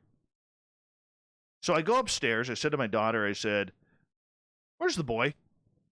And she goes, "On the couch." And I look over the couch, there he is, playing, watching like some, I think, Paw Patrol on his iPad. I said, "Was he just downstairs?" She's like, "No, he's been up here the whole time." She goes, "How long ago?" I'm like, 90 seconds ago. And she's like, "No, he's been on the couch." So I have a ghost in my house that mimics my son. It's kind of weird. Woo. Total woo. Big time woo. Huge woo. you hear parents talk about that, though, like when their kids are gone, or it's like they hear their child's voice, and you hear that talked about as being like a connection, like a consciousness connection with parents and their children, mothers and sons. I hear, especially for some reason, I don't know, but I wonder if it's a connection like you hear your son when he's gone, or if it really is like I call them doppelgangers when they mimic like that. Is that the wrong phrase? But I don't know. Each weekend my son is gone, I swear I hear that, "Mom!" And I'm like, What? He's gone. No kidding. No kidding. That just freaks me. Alyson, you're a mother. You ever Yes. had that with your child? No, I haven't. I I mean, as you guys are talking, I'm trying to like sort through like possible scenarios in my head. And one of the things I'm thinking about, well, is this like residual energy? Like, could it be, some type of a residual energy? Like how we get from, when we investigate, we find out that it's maybe not, a conscious spirit, but some type of residual energy. But like a playback. Yeah, that's what I'm thinking too. Like it could possibly be that as well. But you also bringing up the mimicking effect. We have encountered spirits mimicking other spirits that we've had on different investigations. Yeah. Do you have just a second to share that story? Oh yeah, go right ahead, guys. So we went on an investigation. It was a small location. It was well known to be a practical joke situation. The people, they didn't want us to disclose the location or anything about the house, but they wanted us to come in and investigate it because they said all these practical jokes was always happening. And they were blaming each other, and then they got to question whether or not it was paranormal or not. So they asked if we can come in. Well, it wasn't big enough for a whole team, so just a couple of us went. So I'm sitting in the living room, and I'm describing a situation that happened on our previous investigation where I was holding up a sigil, and all the power went out in the town, and of course I got blamed for it. But anyway, so while I'm telling the story, laughing about it, all of a sudden the lamp to my right flickers and goes out. And then it comes back on, and then the light in the living room area goes out and comes back on, and then the one in the hallway goes out, comes back on, then the one in the kitchen goes out and comes back on. And then the person sitting on the couch that I was telling the story to was gone, ran down the hallway, went to Mama Alyson, because she's the mama on every investigation, and I don't care how old you are, and it was like, and he was telling the story, and so of course it was a practical joker. It hears the story and going, hey, maybe I can get their attention. So, it was hilarious at the same time. And, yes, that in that particular house, it would mimic the stories that we told. Mm-hmm. So it was it was a bit of a practical joker. All right, let's shift gears here, because with all of us, we have people who will come up to us to say, I need help because something is terrorizing me, or something is bothering me in the middle of the night, or I'm dreaming of aliens, or I'm dreaming of ghosts, or being pinned down by shadow people. We've all had those people come up to us to say, what do we do? Karen, I want to bring you in here to discuss this for a minute in regards to it. When you've had somebody who has approached you asking for help, is there a story that you could share with us that really sticks out to you? Yeah, I get that often. I get emails from people from all over the place talking about some of their more, I would say, not so positive experiences or negative experiences. But it's not just relegated to the Ouija board. I'll get people talking to me, like as you mentioned, just to like shadow people, for example. So I can remember back, here's a story from 2015. I was at WouijaCon speaking there, and one of the gals came up to me, and actually it was when I was on stage, she was asking me questions about it, and she said that she had some dark visitor came in her room at night. She could see him out of the corner of his eye. She used the term like shadow people. And she said that this being wouldn't leave, but he would come back like every single night. And she wasn't sure what to do about it. And until she finally, what she said was, she finally said, you don't have a right to be here. You need to leave. She got really stern with it and held her ground with it. And she said that was the first time she realized she could empower herself to affect change when something like this was happening. Because she had other kinds of experiences throughout her life, but I didn't have to even answer her. She was the one that took the bull by the horns and said, and this is what I ended up doing. And so when I talk to a lot of people, I love hearing their stories, because I think we all have our own unique filters and perceptions about how we view the world. And so we're going to see it very differently. And doesn't mean one story is right or wrong. It just means we all have our different experiences. So when I talk to people that have problems, when they're not feeling very comfortable with anything spiritual or metaphysical or supernatural, or just down out strange and full of woo, I always ask them to look back to what can they do in that moment. Is it a matter of just turning around and leaving? Is it a matter of confronting? Is it a matter of waiting till later? Is it a matter of putting white light around themselves? Is it a matter of saying a prayer? What is it they can do? And so I try to help people really empower themselves. And that's typically where all my conversations go when they have some kind of terrible thing happening. Do you recall a story or an encounter that you had with someone, Karen, that really kind of caught you off guard? Now, I realize professionals like you or Matt and Alyson, you're beyond that point of being rattled, but every now and again we do get that story from someone that they share that is just unbelievable. Yeah, I've been rattled a few times actually, and some have to do with extraterrestrial energy or sometimes I want to just say it's the unknown. Do I label it? Maybe I labeled it.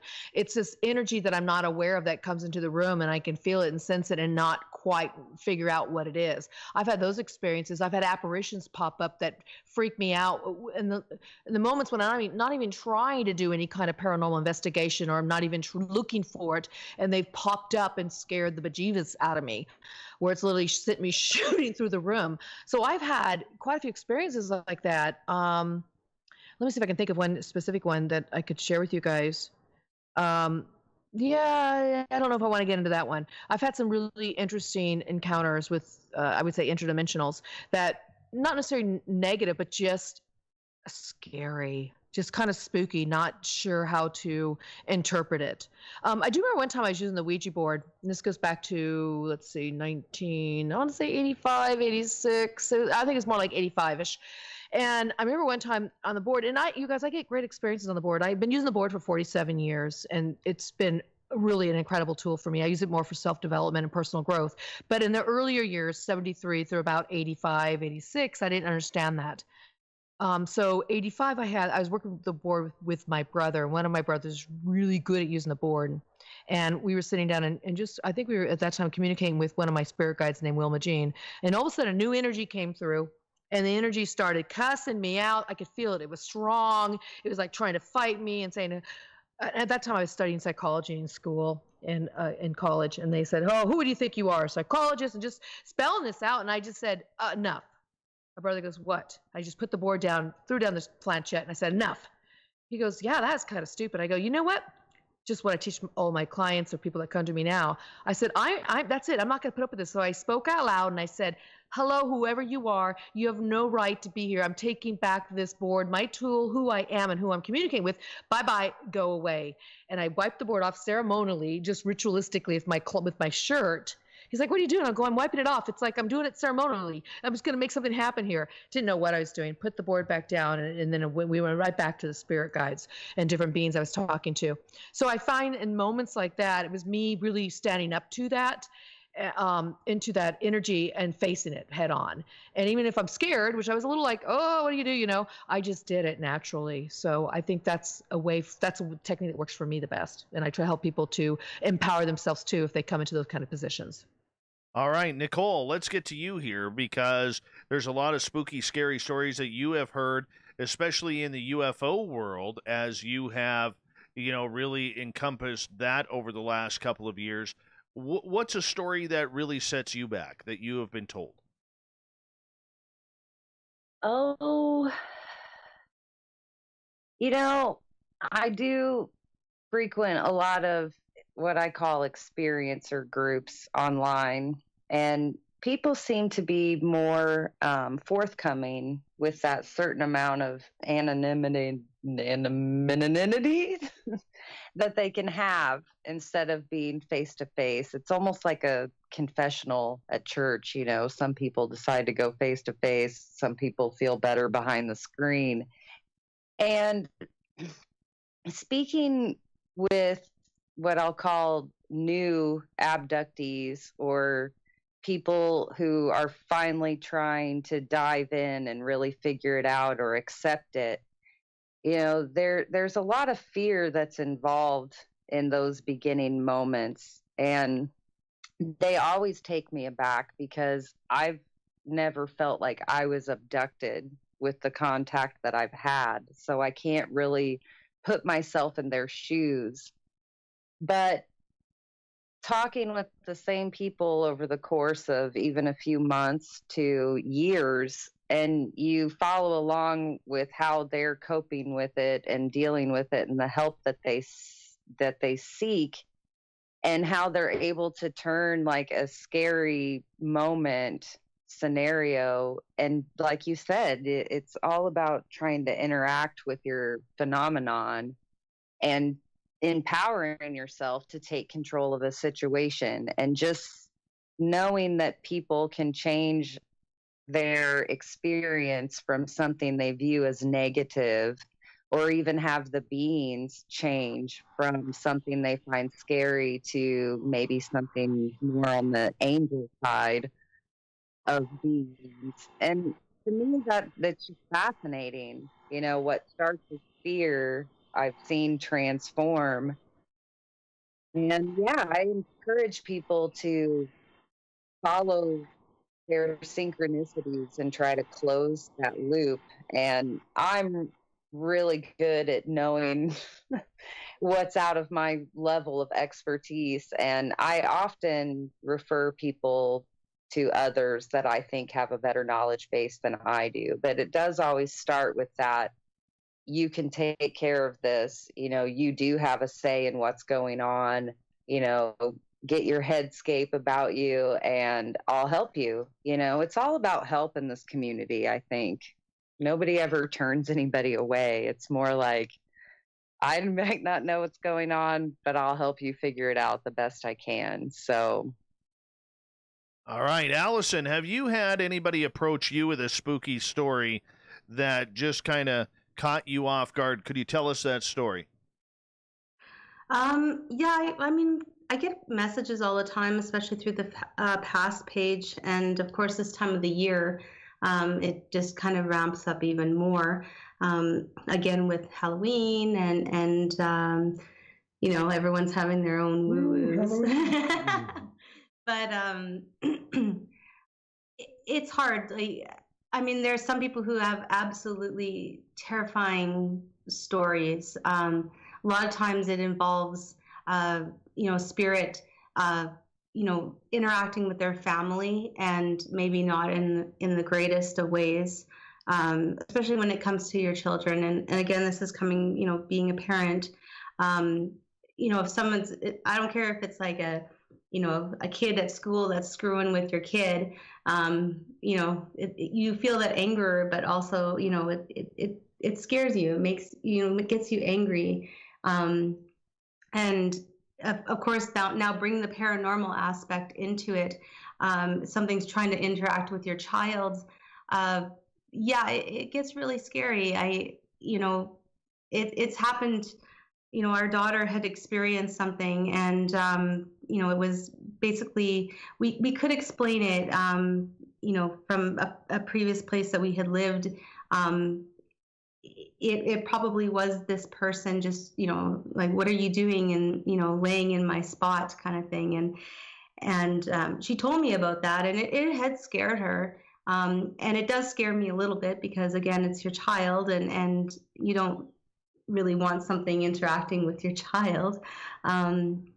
But you know, for the most part, it's, you do try to help people, but there are times like, you know, you can't help some people. You have to refer them to others for help. And again, it is an ownership thing, but that always doesn't work sometimes either. I honestly, you know, I don't ever tell people that I have all the answers to their questions. And I do try to help them figure things out. But like scariest scenarios, you know, just most of the time it's, you know, people getting scratched or people getting, you know, injured or touched physically by something that they don't see. And it is disconcerting because it has happened to me. But again, there's just quite a few stories about that nature. it can get a little tedious at times because sometimes you just don't have the answers, which is true. Right. We're going to get you guys to hold on right there because we are going to go to break here at the bottom of the hour. We have the SOR Roundtable hanging on out tonight with us. Nicole Sakach, UFO researcher, Ouija Board expert, Karen A. Dahlman, husband and wife paranormal team, Matt Lay and Alyson Ford, and of course, my beautiful mug is hanging out here as well. More Spaced Out Radio coming up right after this.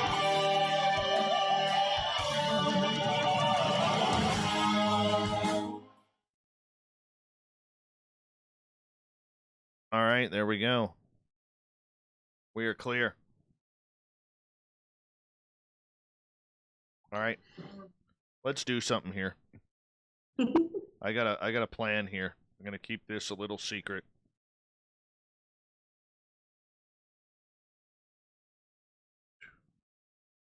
We're gonna call the Scoreboard Lounge and ask Brittany how things are going. Oh no. That's great. Hold on, here we go.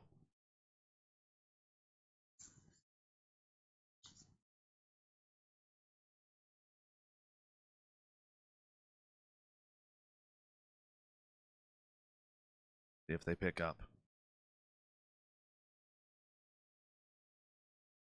Might be loud in there.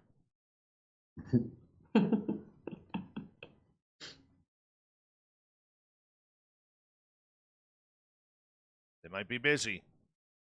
Or they're just too The drunk person to you have answer the phone. dialed can't take your call now. At the tone, please Oh, that's record your perfect. message. When you have finished Well, that's recording, just simply terrible. That's just Oh, terrible. Hey, Bigfoot, Michigan Rob, we're trying to call your bar, and nobody's picking up. That's not good for business. Not good for business at all. Let me make sure I got the right number here. Hold on. They probably can't find the phone. All There's right. 8 of them. Let's try again here. Let's try again. Hi, EM. How you doing, man? Come on. Just fingers crossed. Come on, pick We up. should all call him. Come on.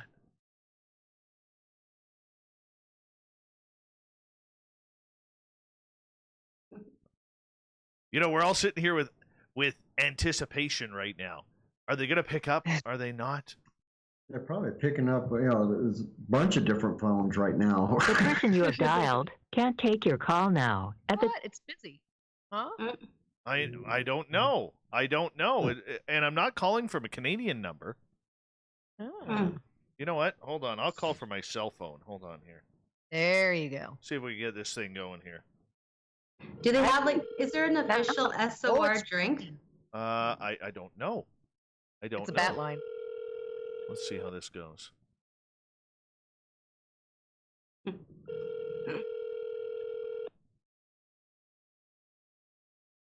Scoreboard, how can I help you? Hi, is Brittany there? Is who? Brittany. Nope, Brittany's not here.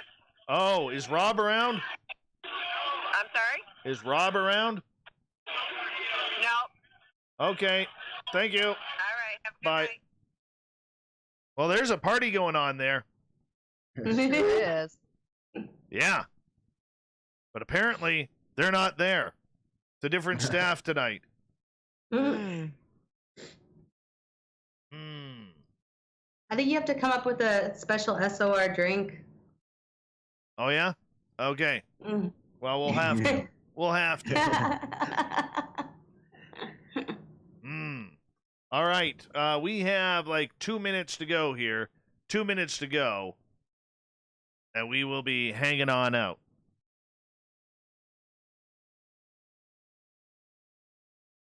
This is fun. This is a fun show tonight. It's always fun. Oh, yes. Oh, yes. I can't wait till we can come to BC and see your place and Yeah, come on over. hang out with the aliens. You can always hang out with the aliens, man. Always hang out with the aliens. That works for me. They're always around. Yeah, well, you know what? It's funny because I was talking to my my personal guru this evening, and for the past couple of weeks, I've kind of been feeling like I got to get back in touch. I just need to get back in touch. Well, we need to drag you down here to the new building. Let you soak this in. Well, you know what? I do have to talk to you guys about something. Okay. Well, Matt and Alyson, because Merle and I are working on something, and I wanted to kind of grab your attention. Okay. Yeah. We're always ears. Always got time for Merle. Merle, all day, all night. Well, he's probably getting tired of me sending him my theories and new crazy inventions. Actually, now I have a new team to help me develop these new devices. So. Yeah. All right, here we go. We got 15 seconds. Thank you to Gorgeous Jules for the super chat tonight. It's a great way to support this show. If you're new, we'd love it if you hit that subscribe button. Give us a thumbs up or down, whatever you feel like we deserve. And here we go with the second half of the show.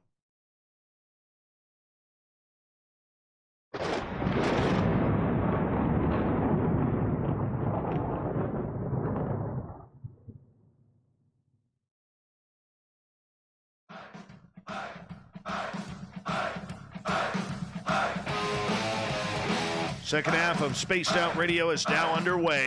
Dave Scott here, sitting in the captain's chair of SOR headquarters. Thank you so much for taking the time to join us tonight. I want to remind you that if you missed portions of this show or others, check out our free archives by going to youtube.com/Spaced Out Radio. Do me the favor, hit that subscribe button. Our website is spacedoutradio.com. We have a plethora of features for you, including rocking out to Bumblefoot and reading up on Captain Shirk's SOR Newswire. Follow us on Twitter at Spaced Out Radio and on Instagram at Spaced Out Radio Show. We continue with the SOR Roundtable tonight as we are talking all weird, strange stories from these great, talented people. Karen Dahlman joins us every Halloween as she is our resident Ouija Board expert. We have Matt Lay and Alyson Ford, paranormal investigators out of Canada. They are two of the best across this country. They're in Saskatchewan. Nice and flat there. Their dog ran away once. They found it 4 days later, just out their window by watching.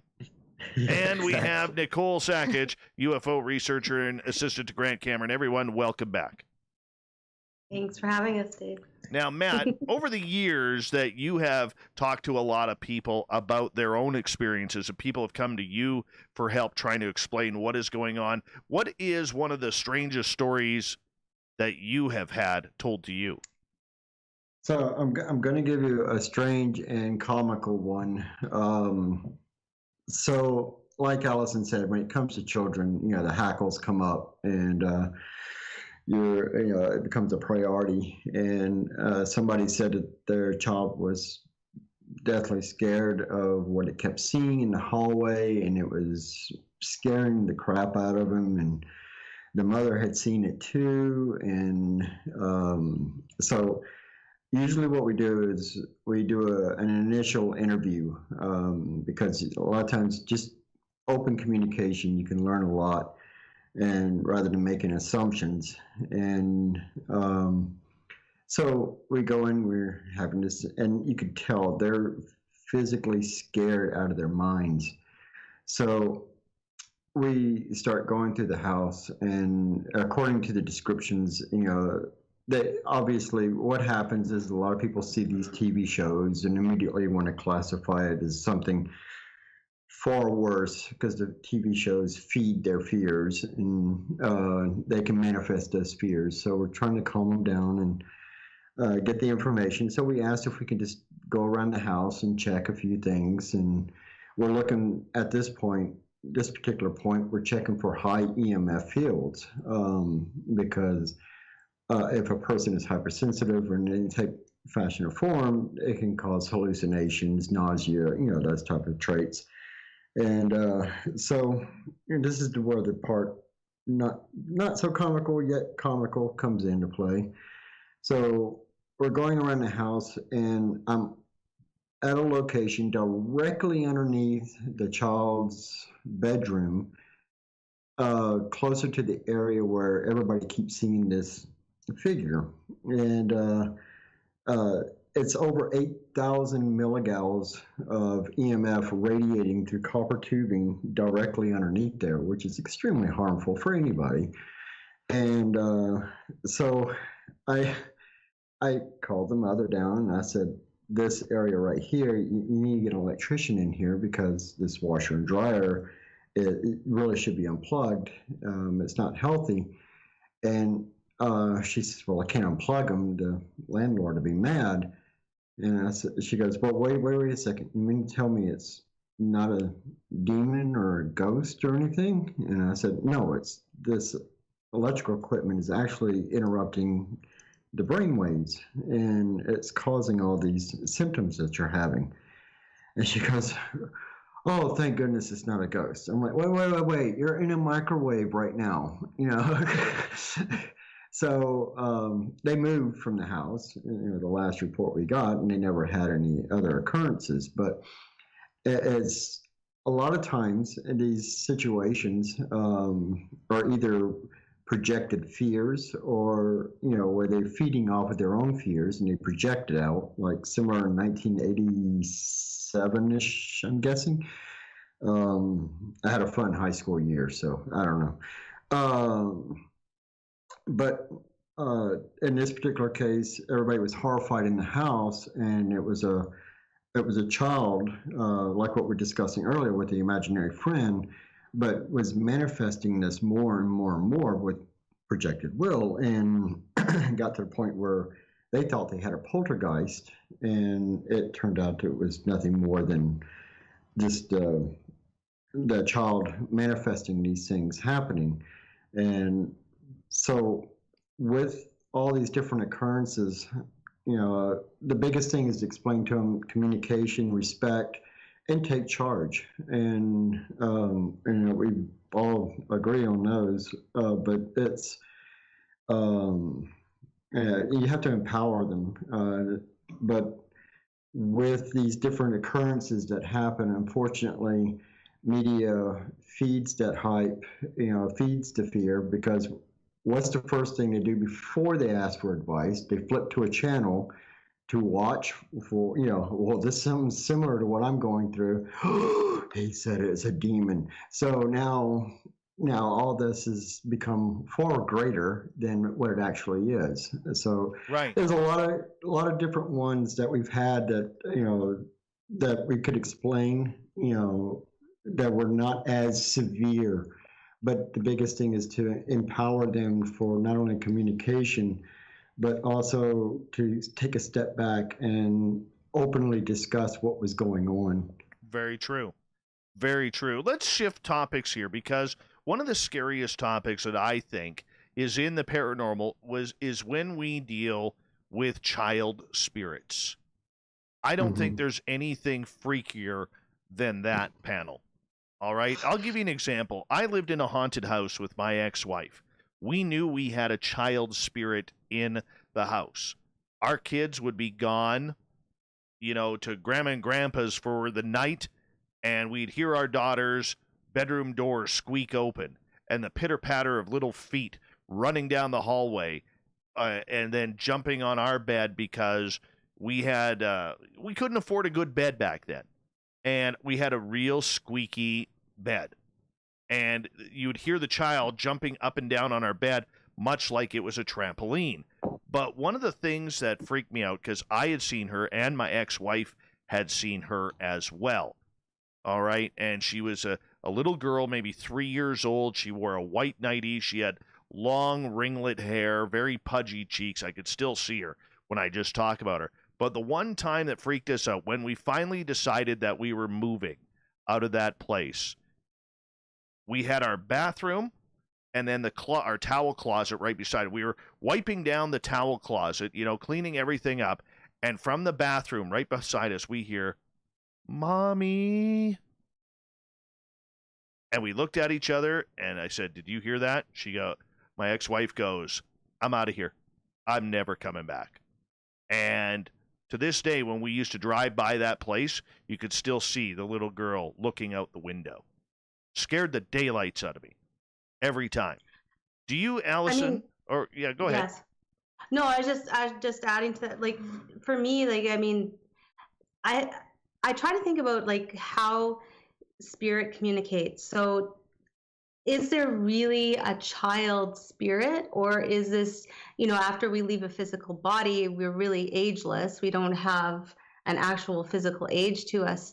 Maybe this is the way of that spirit feels comfortable and trying to get your attention or trying to communicate. So, they're able to visualize, make themselves visible at a certain age to communicate. So I like on investigation, I don't always necessarily take, if people are seeing a child spirit, I don't treat them like they're children per se, because a lot of times I feel that it could just be, like it's just a spirit manifesting itself in a particular way to communicate. But again, anytime that we have encountered something that could have been like a child spirit, I guess being a mom, it kind of breaks my heart in a way. I get very, very emotional. Because again, being a parent, having a 9-year-old daughter, and I mean, if it is to the point where they are stuck at a physical age for whatever reason, a child without their parent, I mean, it's heartbreaking. I've never found it really terrifying, but anybody that we've ever done investigation for, children, dolls, that's another huge one that people get very terrified about. But to add to that, and this is a lesson learned from me, and what we thought a location had a child spirit, but it was actually little people. Oh, yeah. And because I thought the little people legends were more, like Icelandic or even in Ireland. And, there's stories all over the world about the proverbial little people, but there's also all across Canada and the United States, and whatever the name for each culture is. But so in this case, it was little people. We noticed the characteristics matched identical to the other regions of the world, and we realized it wasn't a child. It's still, and I'm going to stand right behind you, Dave, and say it was a little on the freaky side, but still the aspect of it being a child, it started to fade when we started to piece that together and realized all the legends of the little people, especially with like the Cree and different groups, it fit perfectly with the other legends around the world. Very true. Karen, how many times have you had to deal with child spirits through the spirit box? Spirit box or spirit board? Sorry, spirit board. I apologize. No worries. We've paired the spirit box using the Ouija board before. I've done those experiments before, but several times they've come through. People have also talked about seeing kids before, and I agree with what everybody else was saying too. For me, I feel too. I'm not so much freaked out by it. It's sad, I guess, when we put it in perspective of, it's a young child that died and maybe something tragic happened to them and they're stuck there in a loop. Somebody mentioned that in the chat room, stuck in a time loop and they can't get out. And and in our feelings, we project our own feelings onto that. And that's what makes it sad for us. We can surely feel those feelings as if from a human point of view. We get that.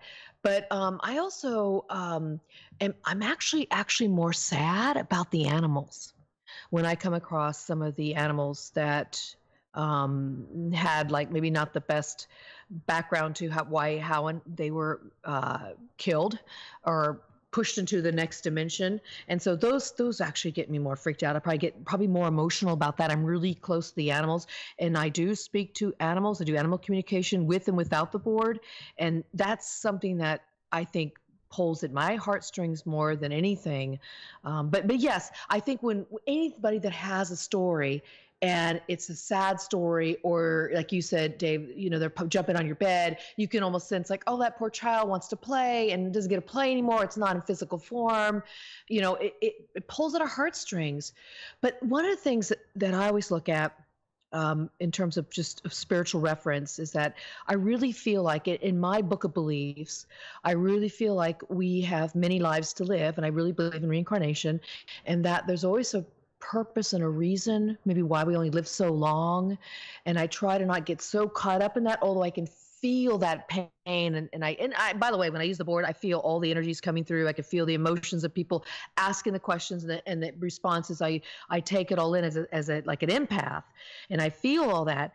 But I also try to separate myself from it a little bit so I can get more of an objective opinion, or just to separate from it and try to see for what it is.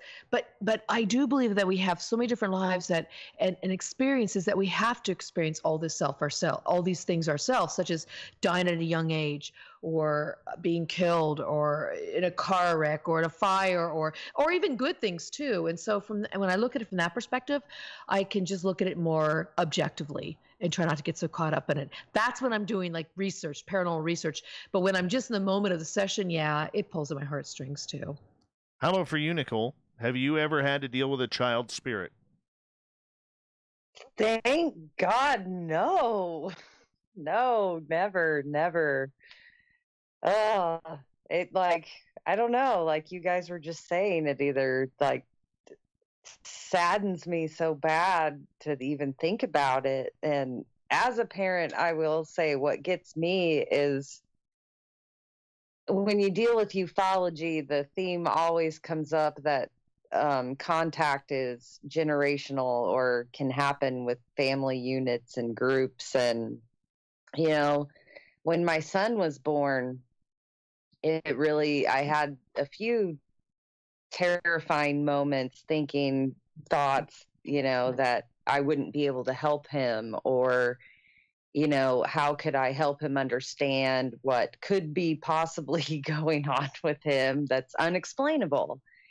And I just really had to find a lot of comfort in researching and trying. I mean, I kind of went overboard and got my hands on anything that I could, but I find just kind of that self-education kind of gives me some form of comfort when you can compare and contrast like what everybody is saying in this field and how they work through it. So I don't know. And it goes back to that empowerment feeling, you know, you have to take control of your situation. And it terrifies me more now that parents out there would choose to leave their children in the dark, or like, not that I have any ill will by it, but when I went to adults with what I experienced, I was always told, oh, it wasn't what you thought, or, you know, we don't believe in superstition, or you must have just been dreaming. Like,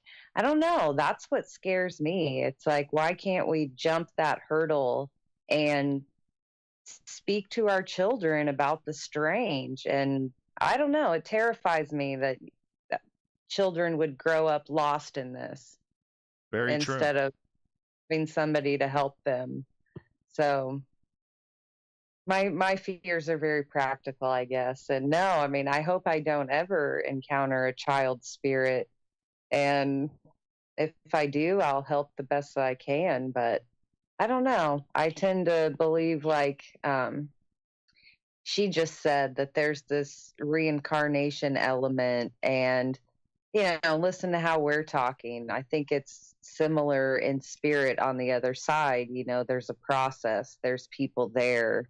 They're not going to leave children abandoned, even if we're talking about a young spirit as a child, not an actual kid. You know, we're all children when we pass over. Very true. Very true. Let's get into monsters here, because it wouldn't be a Halloween section if we didn't talk about monsters, Karen Dahlman, as we got about 5 minutes left before we got to go to break at the top of the hour. Have you ever encountered, through all of your investigations, any strange monsters, whether they're from the spirit realm or whether they are from the physical realm, such as Bigfoot, Dogman, or whatever? Now, this is some real woo we're getting into. Let's do this. All right.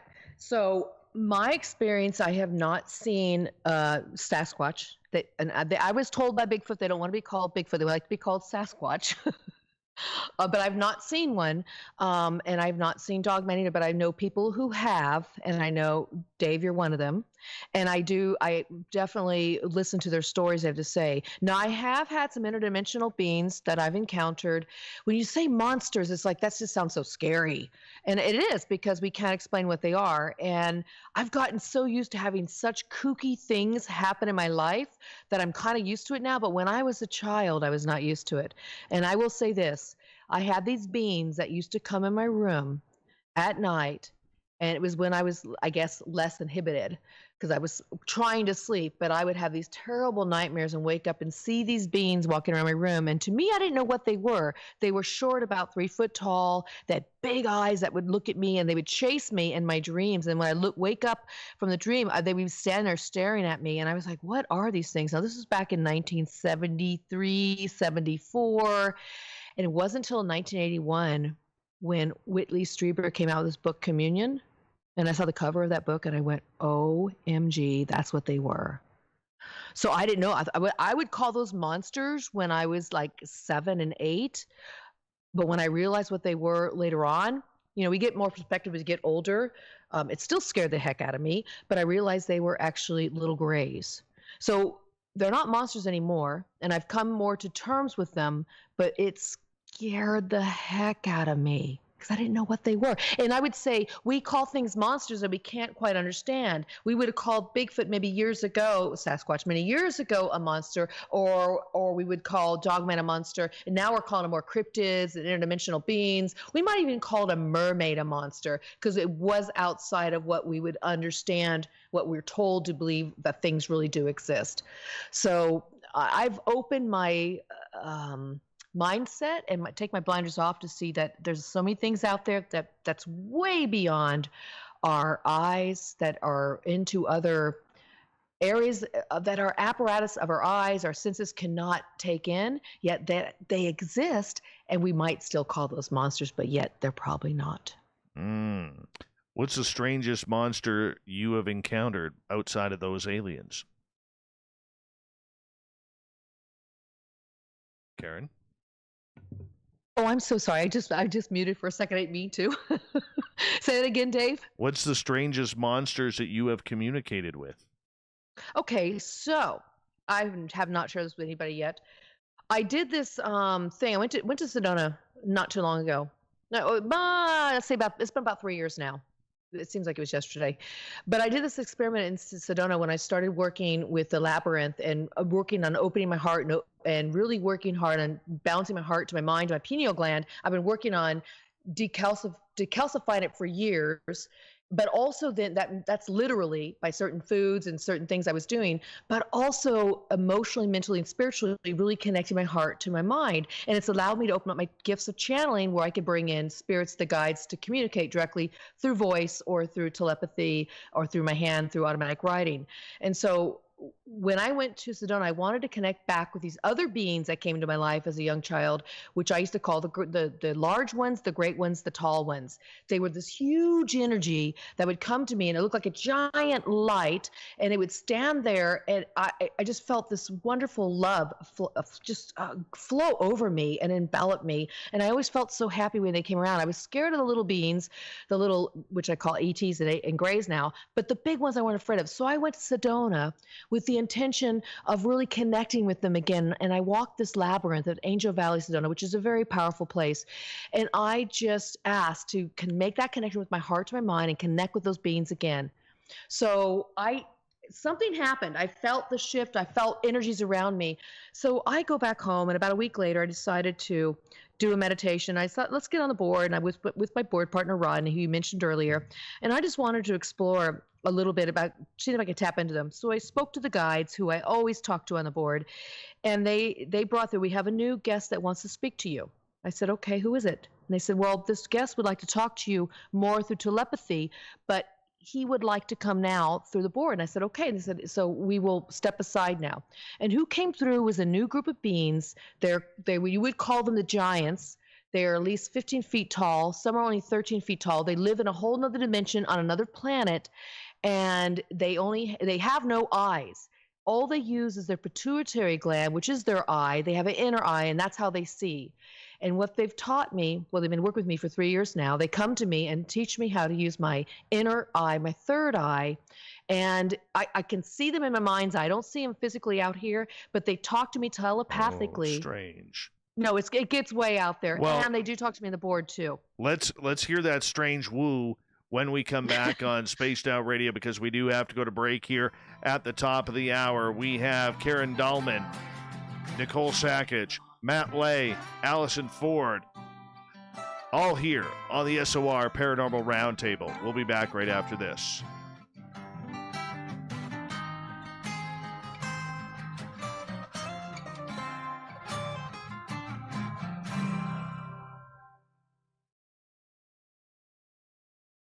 All right, guys, we're clear. I'm going to just step away for a minute. Okay, take the dogs out. You just chat away to our YouTube audience. I need a little potty break, and I'll be right back, you guys. Look at all. Okay, well, we're here. We can see you from here.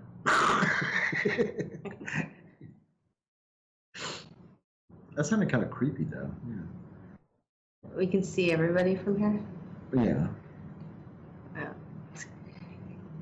You see everything. Oh my God. Yeah. I don't know if anybody else out there on YouTube land, this time of the year, you know, things start to ramp up, or what you believe. You know, a lot of people believe that this time of the year, Samhain, Halloween, the veils are thinning. So things are getting, you know, it's easier to notice. And again, I don't know why, if we're getting more, you know, phone calls, more texts, because people are more aware of it just because they know it is Halloween, or because the veils are thinning.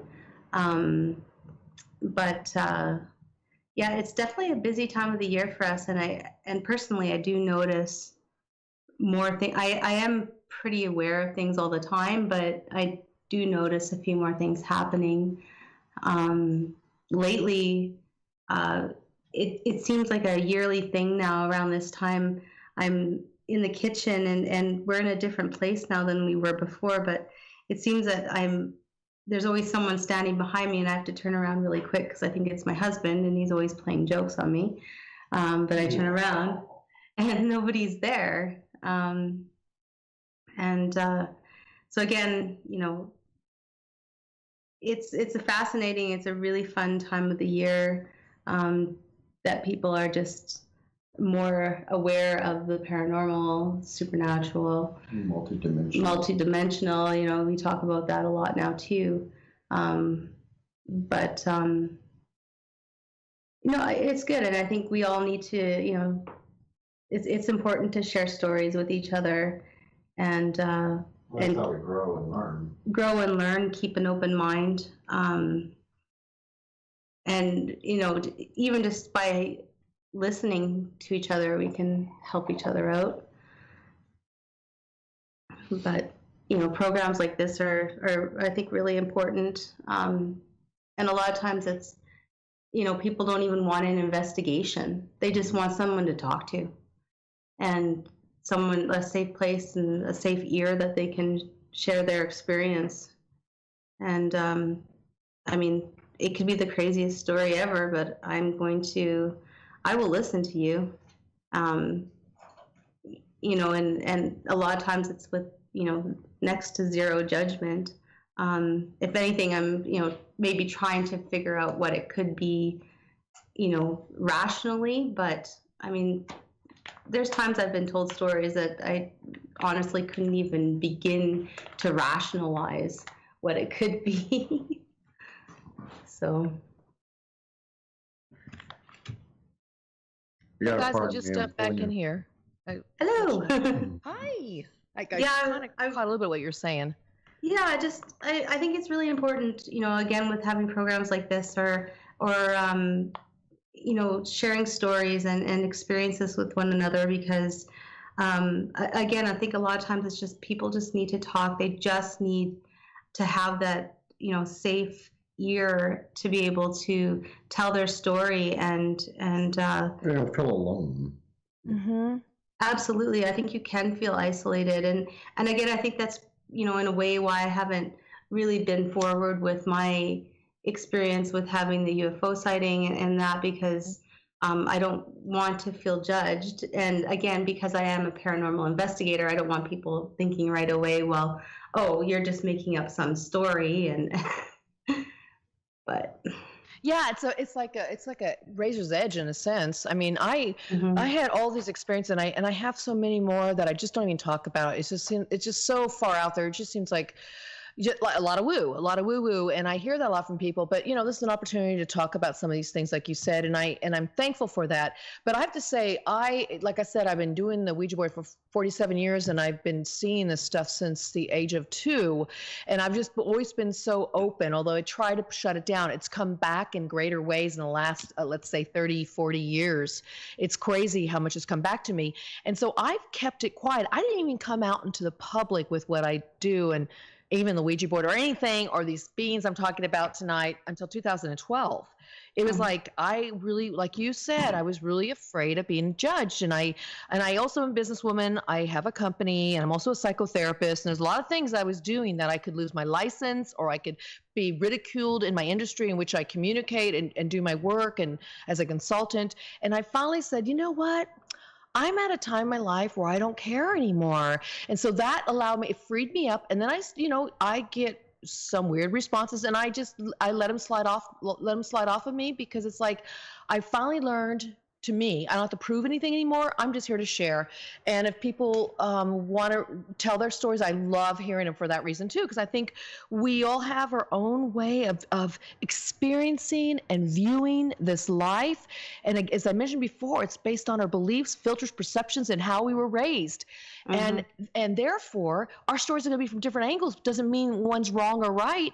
It just means we have different perspectives of seeing the world. And that, to me, is incredible, because the world, there's so much more out there than meets the eye. Seriously. All right, guys, here we go. 5 seconds as we kick off hour number 3 of the show. Done.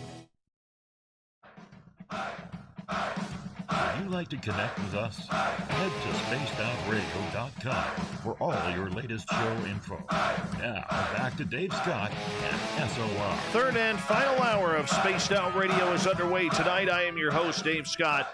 Thank you so much for taking the time to join us tonight. We welcome back everyone listening in on our terrestrial affiliates around North America and digitally on TalkStream Live and Revolution Radio. Remember, you can check out all of our archives at youtube.com/Spaced Out Radio. Do me the favor, hit that subscribe button. The Desert Clam has set the password for tonight in the SOR Space Travelers Club. Cackle. Cackle is your password. Use it wisely, Space Travelers, as the Clam sets the password each and every night right here on Spaced Out Radio. Our website is spacedoutradio.com. We have a plethora of features for you, including rocking out to Bumblefoot and reading up on Captain Shirk's SOR Newswire. Follow us on Twitter at Spaced Out Radio and on Instagram at Spaced Out Radio Show. We bring in the panel for the SOR Roundtable, where we're talking spooky, scary stories all night long. Why? Because it's Halloween. And we are joined tonight by Matt Lay and Alyson Ford, the husband and wife team. They are researching the paranormal out of the province of Saskatchewan. We have Karen Dahlman, Ouija board expert, and Nicole Sakach, UFO researcher and assistant to Grant Cameron. Everyone, welcome back. Thank you. We were talking Thank you. We were talking monsters right beforehand. If we've had to deal with monsters regarding the paranormal. And Karen, you were telling a story that we had to cut you off there. Well, just to finish up that story, what I want to say, there's so much more to tell you about it, and that would take too long. But I want to say, so I started working with these beings, and they've been teaching me how to open my third eye, and my goodness, it's working. I'm starting to see so many things that I hadn't seen in many years are starting to come back, and then some new ones, including orbs and other kinds of beings and triangle crafts and all those things you guys were talking about earlier, and other things beyond that. But I asked them, I said, what should I call you? And they said, well, we want to tell you, since we have no eyes, we don't have like physical eyes like you have. They said at one time we used to walk amongst the land of your people, and we had one eye. I said, one eye, like a cyclops? They said, you can call us Psi, C-Y. But we will tell you this, in our culture today, if one of our own is born with eyes, we celebrate and honor that being. Although their eyes will not work, they said we celebrate because it reminds us of our past. At one time, too, we had 2 physical eyes, went down to 1 and went to none. And most of us, if not all of us, 99.9%, do not have physical eyes. We all see with our inner eye. And that's what they're teaching me to do. It's pretty cool. Very cool. Very cool. Alyson, what kind of monsters have you dealt with? I always joke because I always say that the worst monsters I ever have encountered have been actually like physical people, unfortunately. So true. I know it's so sad to say that, but it is really, it seems to be true that way. You know, you do hear the stories, and you know we've had, you know, stories around the province, and the indigenous stories of monsters, and you know, everything from, you know, Bigfoot to different types of monsters in our lakes, and all those stories. Unfortunately, I haven't had the opportunity to do any research into cryptids and be able to experience them. I mean, one of my personal fears is actually ocean monsters. I don't like being in large bodies of water. You know, not being able to see it below the surface. I mean, that's quite terrifying. The monsters. I like to look at it as a perceptions thing. You know, what someone might deem a monster would not be a monster to me. So yeah, sorry, I don't really have any great stories about that, but I mean, you do hear the stories and in around your province, and they're fascinating. I would like to have that opportunity to do more research. Oh, absolutely. You got the Wendigo way up there in the northern part. Mm-hmm. You got to go searching for that. Yeah, absolutely. I mean, even closer to home, there was some, you know, good video of, you know, a Bigfoot, Sasquatch type, and I think around the Lumsden area. Again, it's, you know, it's half one way, half another. Some people are saying, you know, this is absolutely true. Some people are like, no, this is a total hoax. You know, but it's all around us here too, and you know, there has to be some type of merit in it. You know, it's especially when there's multiple people seeing the same thing. I mean, absolutely. Absolutely. Let's go over to you, Nicole. I know it'll probably be something to do with aliens, but let's talk about it. Well, aside from the seasonal giant spiders that seem to come out every fall around this time of year in Illinois, like these hand-sized brown ones that just go, ah, it's a monster spider. That's the physical thing, I guess I could say. And to woo it up a little bit, because, you know, I don't like to go here at all. I can't really say I've encountered a monster in my paranormal or ufology. I've kind of walked that line of belief of with the phenomenon, it manifests itself accordingly to your consciousness, and more so maybe you kind of get what you ask for.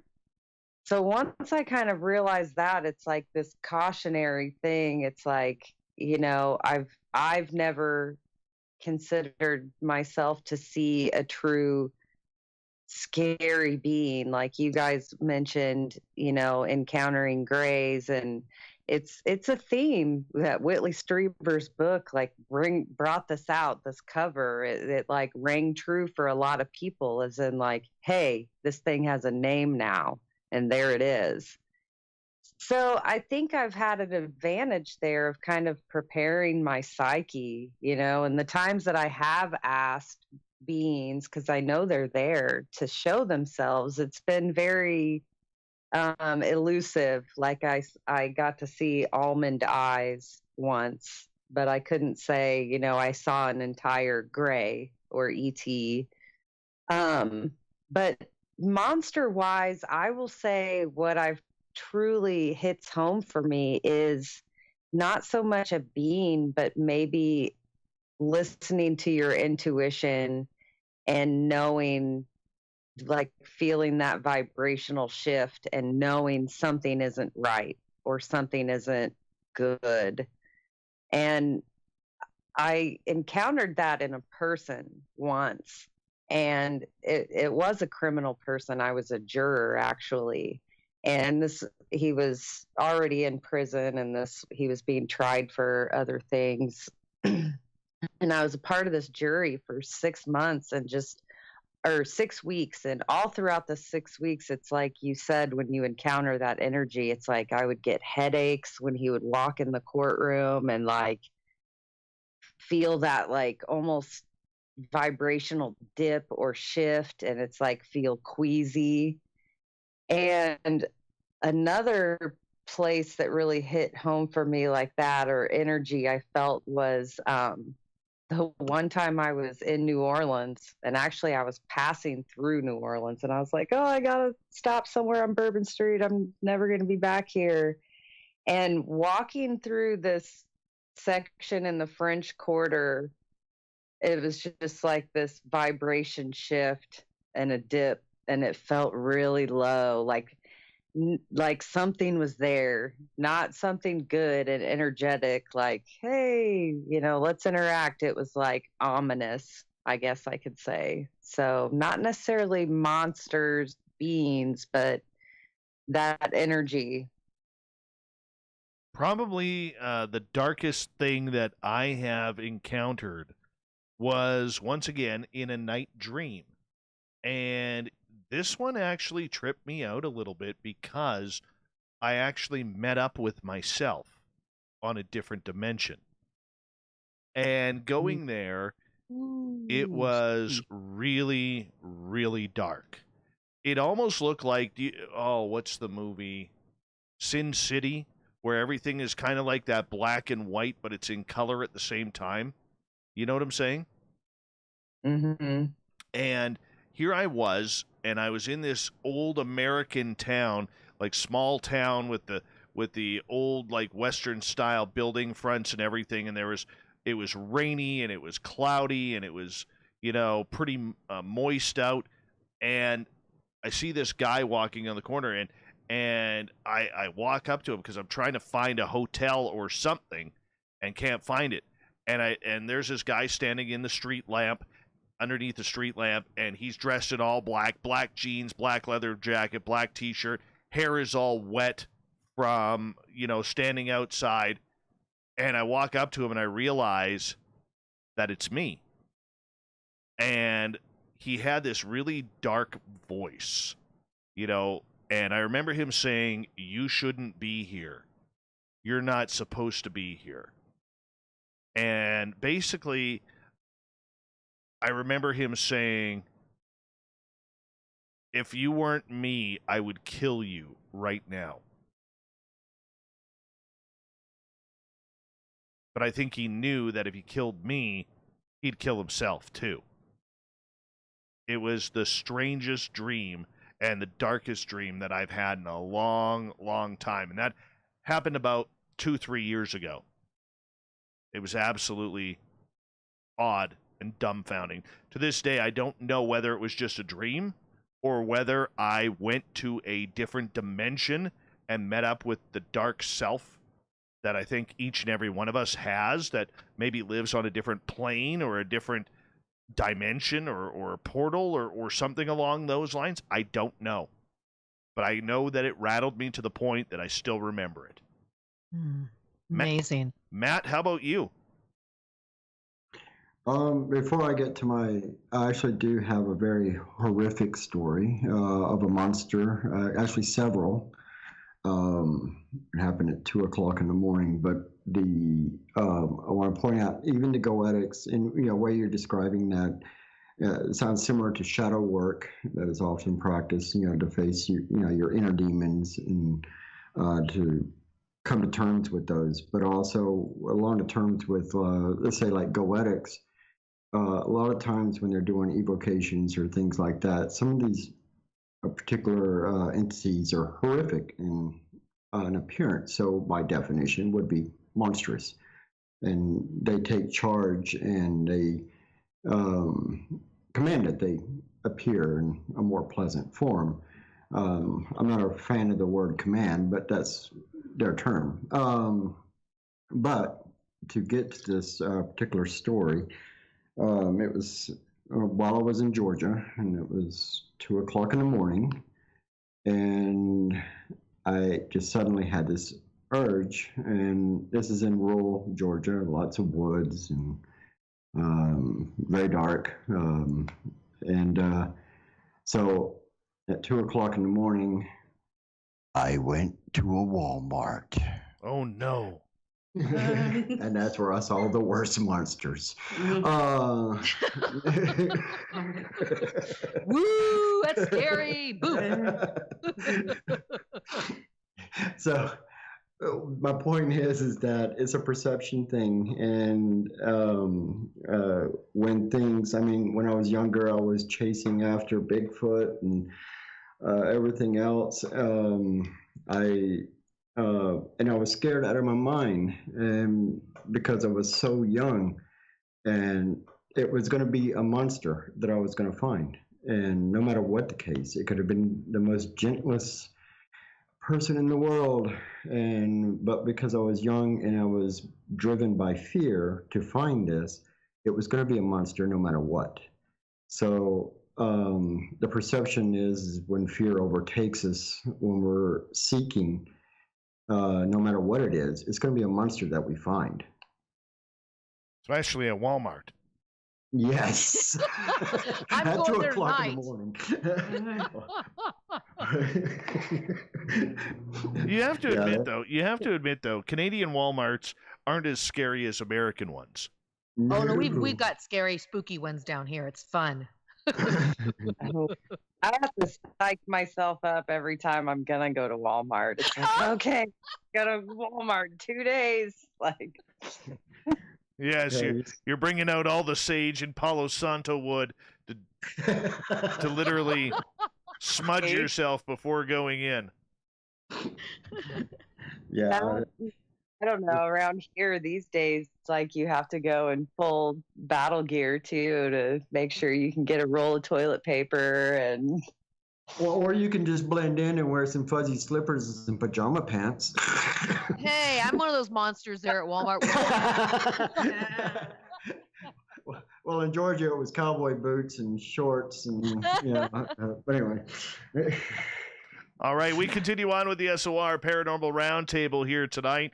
Matt, I want to start with you on this one because, for a lot of people around this time of year, we all get interested in the paranormal. We all get interested in wanting to get a little spooky, a little weird, and tell a ghost story, so on and so forth.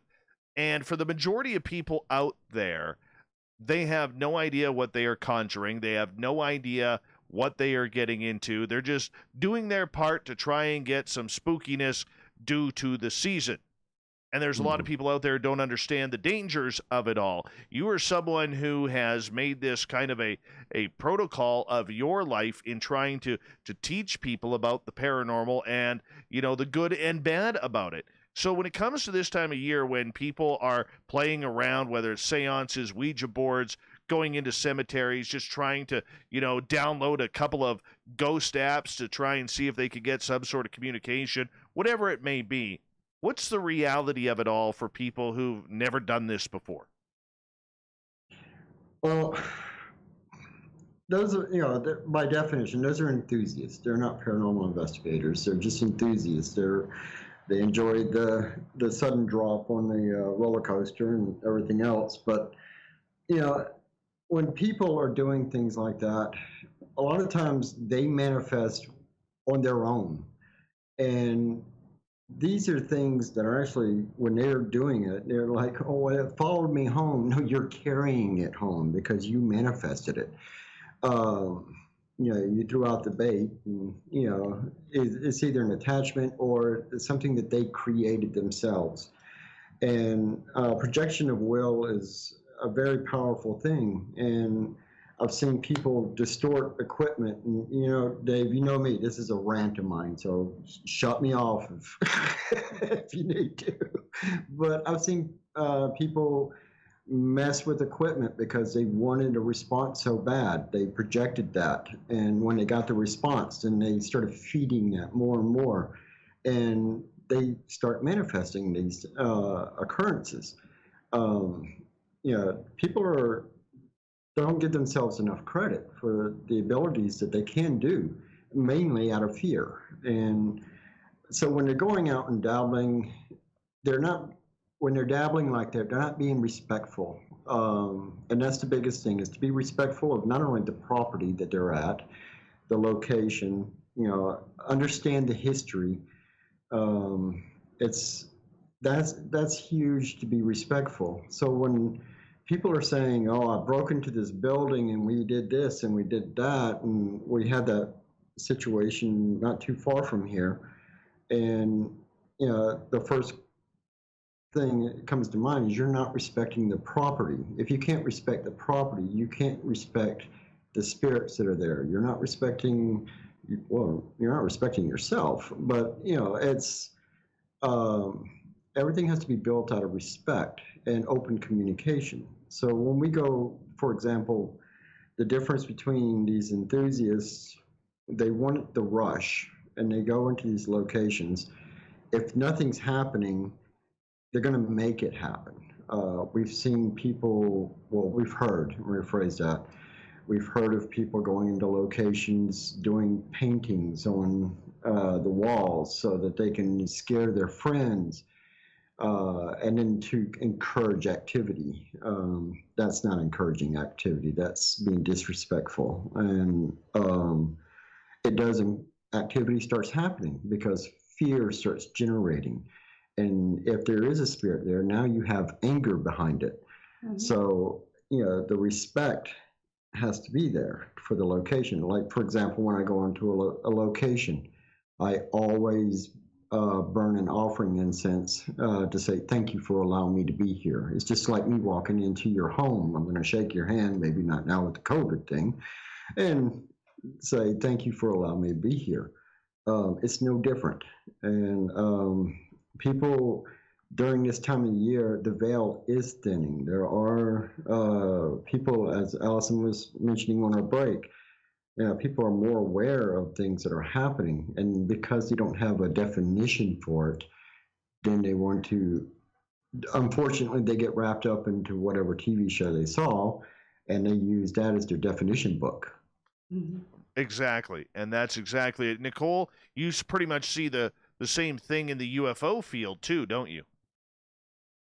Yes, and a lot is lost. A lot of the realistic aspects are lost to the entertainment side of this community. And that always irks me, because the high strangeness in reality is entertaining. It doesn't need to be fluffed up or Hollywoodized or anything. I wish they would just give it to us straight. But, I don't know. I think the ratings would hold. I think they would actually gain, an audience if they just express the phenomenon true to form instead of stylizing it. And I think it worries me, like you just mentioned, Matt, dabbling. And that immediately made me want to ask you guys a question of, like, what do we think of things like, I know there's probably millions of teenagers across America right now running into a bathroom and looking in a mirror and saying things like Bloody Mary, Bloody Mary, Bloody Mary, or Candyman, or doing these little, like the Slumber Party levitation tricks. And what are the possible dangers of maybe dabbling in things like that? It really depends on the individual, because if a strong-willed individual is playing around with those things, and they're playing around more with their will. I'll tell you, just for example, and this is me at the age of 12. I'm focusing in the mirror in the bathroom. Matt, I'm going to get you to hold Yes. that. I apologize. I'm going to get you to hold that thought right there because we do have to go to break at the bottom of the hour as we continue on with the SOR Roundtable here on Spaced Out Radio. We got a great panel for this one. Ouija Board expert Karen Dahlman. We have Nicole Sakach, UFO researcher and assistant to Grant Cameron, and the husband and wife team, paranormal investigators Alyson Ford and Matt Lay. We continue on with the Paranormal Roundtable, talking all things spooky and ghostly, right after this on Spaced Out Radio.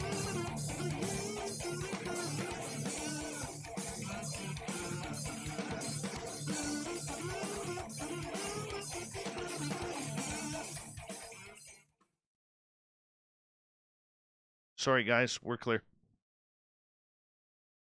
Clear. I haven't heard that in a while. Clear. Zap them again. Yeah, exactly. Well, because when I a little piece of information for everybody else in the panel. On 2001, I was hit by lightning and I was flatlined in the hospital. So of course, they couldn't hit me with the paddles because I was in there for electricity. So yeah, that was always my big fear because they had when I came back, they had the paddles in there and everything. But of course, the doctor wouldn't allow them to engage it. So every time I hear clear, I kind of had that twitch. Don't blame you. Don't blame you. All right. Give me one. How you doing, Karen? That's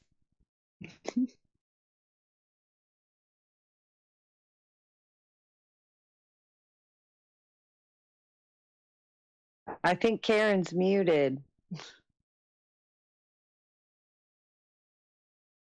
We're having 90K wins. Thanks, tonight. guys. I think I'm unmuted now.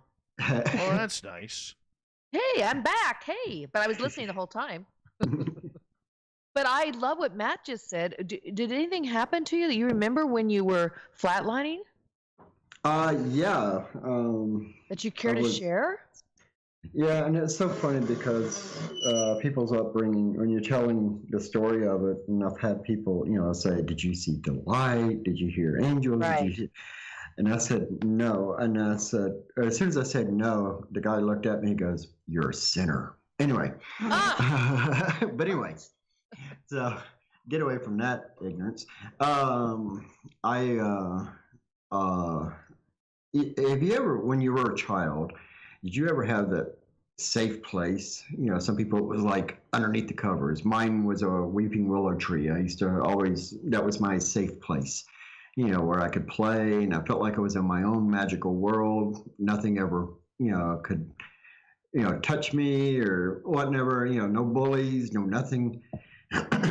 That's what it felt like to me. I was actually furious at the doctor when he brought me back. He said he never seen anybody look so angry in his life. Very cool. So there was no up, no down, no concept of time, but it was the safest place I'd ever been. And That's amazing. so I would, when the doctor brought me back, he's looking at me and goes, "Can you tell me your name?" Honestly, it's like that old joke about the baby, put me back. It's. No, that I shared similar feelings with my out-of-body near-death experiences with that as well. Many do. They describe that happiness feeling, the pure joy, the home. It feels like home, or cosmic. It's a reconnection.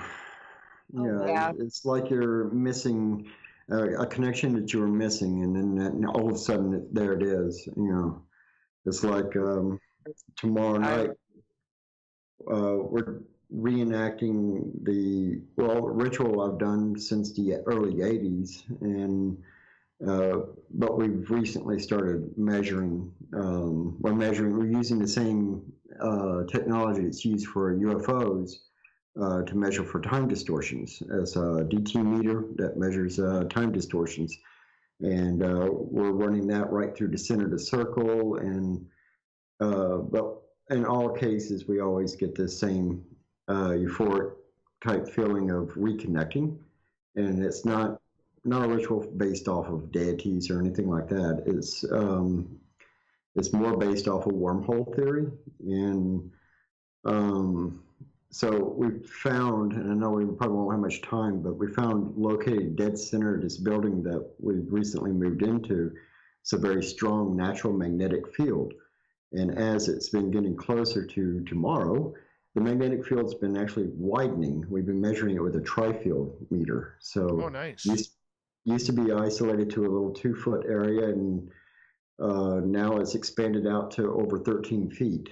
So it's we're pretty stoked about tomorrow's findings. Wow. I'm That is stoked awesome. about. Yeah.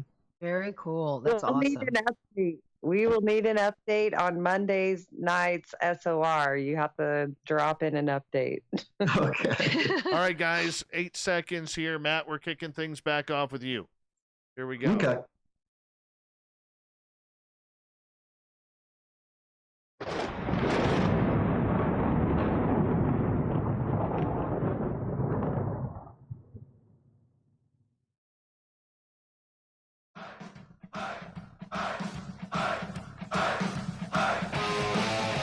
We rounded third. We're heading for home tonight on Spaced Out Radio.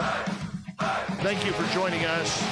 Dave Scott here in the captain's chair. We appreciate you taking the time. I want to remind you that if you've missed most of this show or others, check out our free archives by going to youtube.com/Spaced Out Radio. Do me the favor, hit that subscribe button. Our website, spacedoutradio.com. We have a plethora of features for you, including rocking out to Bumblefoot and reading up on Captain Shirk's SOR Newswire. Follow us on Twitter @Spaced Out Radio and on Instagram @Spaced Out Radio Show. We continue on with the SOR Roundtable tonight. Matt and Alyson are here. They're out of Saskatchewan. Husband and wife paranormal couple. They've got some cool stories to share. Karen Dahlman, we have the Ouija Board expert du jour, and UFO girl Nicole Sakach. Here we go. Final half hour of the show. Let's get weird here, people. Matt, you were telling a tale right before we went to break. Yeah, and we were talking about dabbling. Kids dabbling, doing the Bloody Mary thing in the mirror and whatnot. From a personal standpoint, in some aspects, not all, this could be a conditioning thing for the will. And the example I was going to give was when staring in the mirror when I was about 12. And this is once again in Mobile, Alabama. Don't hold that against me. I was focusing, and there's a technique when using mirrors and whatnot where you focus enough to where you can fade out the surrounding area. And, a lot of people do it when they're dazed and whatever. And after a long shift, sometimes we do it while we're driving. But don't recommend it. But anyway, especially if I'm on the road. So I'm focusing, and all I'm focusing on is I was fascinated when I was a kid about levitation and, everything that you always hear. So while I'm focusing on it, I'm thinking in my head, levitation. Well, of course, it never happened. Well, my brother, who was 17 years older than me, opens up the door, and he said my body was straight perfectly out. And when he goes, "What the hell's going on?" quote unquote, I hit the ground face first. And so is it a bad thing that I did that, or a good thing? Does it spark my curiosity to find out why that happened? Yes, it did. Now, did I do it for a rush? Maybe when I was 12. But a lot of times these kids are doing things for rushes, the fear factor. And there are, and Karen, you might be able to attest to this, but be more psychological than actual, because now they scared the crap out of themselves. Now they're going to constantly look over their shoulder thinking that something's following them, something, along these lines, because the fear is going to manifest. In that aspect, yes, I would say that it's dangerous. To say that a spirit or something's going to come through and quote unquote possess and whatnot, no, that's not the circumstances that would generate that situation. I can give a billion examples of what could cause that from a practitioner point of view, improper use of. I have a library here of books from 14th century and and further back of records of the precautions that should be taken, and they've been repeated throughout the centuries, and those precautions are there for a reason. And when people just go in and say, I'm going to make up a name, insert name here, and they don't go through the proper precautions, yes, that could end up not necessarily bad for them, but maybe the environment that they're in, because in all cases, you're not the target. It's usually your environment is the target. Interesting. Karen, your thoughts? Well, I definitely think you can influence the environment around you, as you just mentioned, Matt. And when you were talking, it made me think of the experiment that happened called the Philip experiment, where a group of people gathered together and they decided to create a fictitious spirit they're going to communicate with. Mm-hmm. And they did it through mostly table tipping and a few other different ways of communicating with the spirit. But they ended up creating a spirit, and then it started communicating to it but it wasn't a real spirit. They created it. They created what we would call tulpa. They created a thought form. They created just in their own mind, we're going to believe the spirit. His name is Philip. He lived at this century. He did this. He did that. And that energy started communicating back. So when you look at that experiment, it makes you wonder, wow, we are really powerful creator beings. Maybe we have the ability to do psychokinesis. Maybe we have the ability to actually create and develop and co-create these forms and these tulpas and these energies and these, well, look at the history of the golem. Exactly. Yeah, you can either look at it from a mythological standpoint or look at it from a factual standpoint, but nevertheless, it's a group of people that are manifesting and creating a vessel that they are empowering. Well, yes. And then the new ones, like you see now, the ones that are online, like Slender Man, and then the Zozo, that Siren Head, and all this too. So again, it's multiple people experiencing these things, even though it is fictional and from where it started. But well, it's like the experiment, and I don't mean to cut you off. I apologize, but the experiment we're doing tomorrow night, we were asked why we don't live stream it. Well, we don't want that many projected, focused energy people looking at it, influencing it, because we don't know who's watching it. There could be a very angry individual, and that poison could be getting into our controlled environment. So we do have that capability. We do, and we have to think about. This is another thing I wanted to say too. When you're talking, everybody else was talking tonight too. I was thinking about this. We don't give ourselves enough credit for our abilities. And for example, when I'm talking about the Ouija board doesn't do anything. It's neutral. I do all the work. It's me. The Ouija board just is a talisman. It reminds me of my own abilities within.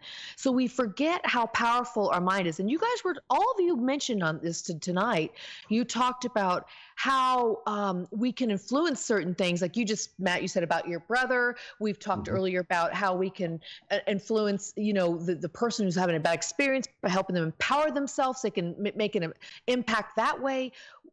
And I got to say, too, often what we think is a haunting or a poltergeist, maybe it's, as you guys touched on as well, it's our own mind creating and crafting more experiences so we can have that push back to us to say something exists because we want it so badly. That's not to say we didn't create something. That's to say, let's give ourselves some credit here. Maybe all these hauntings aren't hauntings, but our own psychic kinetic abilities and other kinds of abilities we have. So we really don't know. And the other thing that I've been really pushing the boundaries of consciousness about and really looking at is when we call something a spirit, maybe it's just another being living in a parallel dimension right next to us. Yeah, like Nicole Kidman and the others. Remember that? Who was the dead people there? And it's not that anybody's dead. We're just in other dimensions. And that is what Sai has been talking to me about. He's in another dimension, but he can transfer into our dimension. So we have to look at these. We can't just go label it and that's what it is. Karen, I have a story for you that kind of lends credence to that. A couple of years ago, there was 9 of us doing a paranormal investigation along the original Gold Rush Trail that is up here. And the original Gold Rush Trail, which runs straight to Alaska, it's literally about 3/4 of a mile from my house. That's how close it is. And so there were 9 of us there, and we started doing this almost immediately when we started. We ended up running into what we believe a Chinese couple that was heading up north to a small town called Barkerville. And we were able to figure out through yes/no questions that there were just the 2 of them, and they had their horse and their buggy and everything along those lines. And we went to say goodnight to them. And I let them know, I said, well, if you continue down to the bottom of the hill, there is a post house there where you can stop because it is getting late. You can stop and you can get some rest and some food and feed your animals and everything like that. So we were like, great. So we all stood there kind of like, okay, yeah, thank you, goodbye. But all of our K2 meters, all of our gear was still going off. And you got to realize there's 9 of us. Each one of us has a K2 meter as well. And everything is still lighting up between orange and red on this K2. And all of a sudden it came to me. They're not moving. And it's because we're on the trail. And so I had everybody move off the path and, half on one side, half on the other. And as they continued on their trail, you could see the K2 meters go from red down to nothing. Each one of them. Because we moved off the trail. So it had me thinking, were we ghosts to them? And then on their parallel universe, their timeline is just going on right now. I'm still to this day not sure if they were ghosts or we intercepted them on their timeline and we were the ghosts to them. Absolutely. There you go. That's a great example of that. It's weird. Weird. Totally weird. I mean, and as a paranormal investigator too, it's like, what are the conditions that facilitate something like that?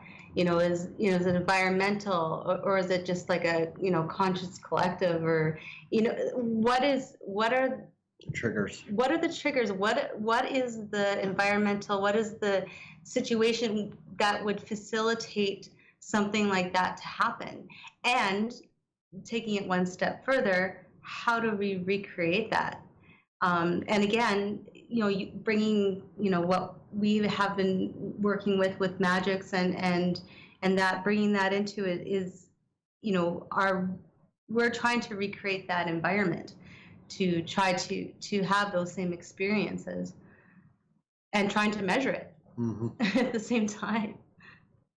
Very true. Very true. Do you think that you could do the same thing with aliens, Nicole? Yes. Oh, I'm sorry. You don't sound like Nicole. No offense. Emphatic yes.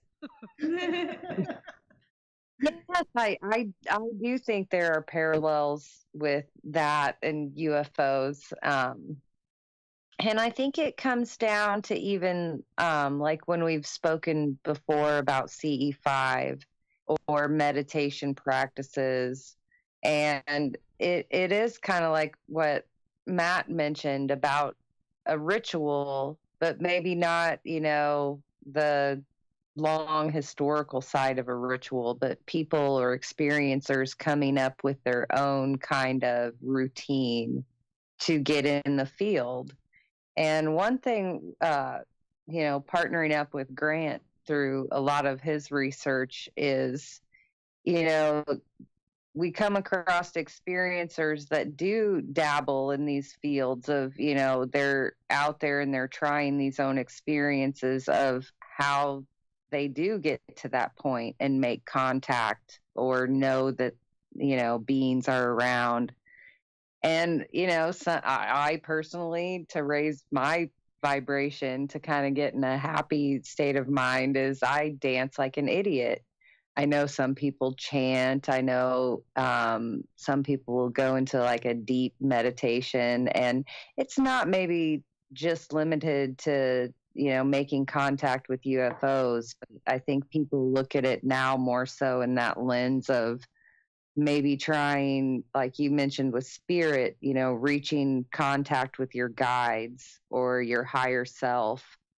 And so many people come to the conclusion that this experience is just as much an inward journey as it is an outward experience. And I think when we're researching into consciousness, a lot of that is making sense to us. And so it is, like you just mentioned too, it's like we're trying to find these aspects of it that we can quantify and repeat and do again to get to that spot, because we all know getting there is the hard part. It's like we want to skip that part and be there so we can study it and be involved and find out more from it.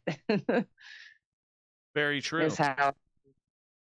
But Dave, you brought up an interesting point about the dimensions and, were we ghosts to them, or are they ghosts, or is it like a phantom dimension? Don't you find that often in like a dreamscape as well? It's like, do you have dreams where you're yourself, but do you ever have dreams where you're not yourself? You feel like you, but then you see yourself. And like, I've had a dream where I've been a man before, and people tell me that I might be remembering a past life or even a future life. And it's like this dream dimension somehow, like, or that dream state somehow lets us connect to another dimension or timeline or future self, past self. It is timelessness. So it's so interesting. Yeah, it isn't so much me, but I know other people who have had that same experience. And for me, the only dreams that I really remember is when it is something that it's almost like they want me to go through, whoever they are, which is kind of weird, so that's kind of what I follow. But I've never really had that other life dream where I've been someone else. I feel kind of ripped off by that, to be blunt. I don't know. I question it though. Like, I don't know if it's a version of myself or if it's somebody else, but I mean, I feel like me when I recognize that. And a lot of the good thoughts I have about it, it's like that glimpse to like the oneness, it's like, right. Maybe it's, I am experiencing somebody else through that oneness connectivity. So, right. Alyson, what do you think of Nicole, what she's saying here?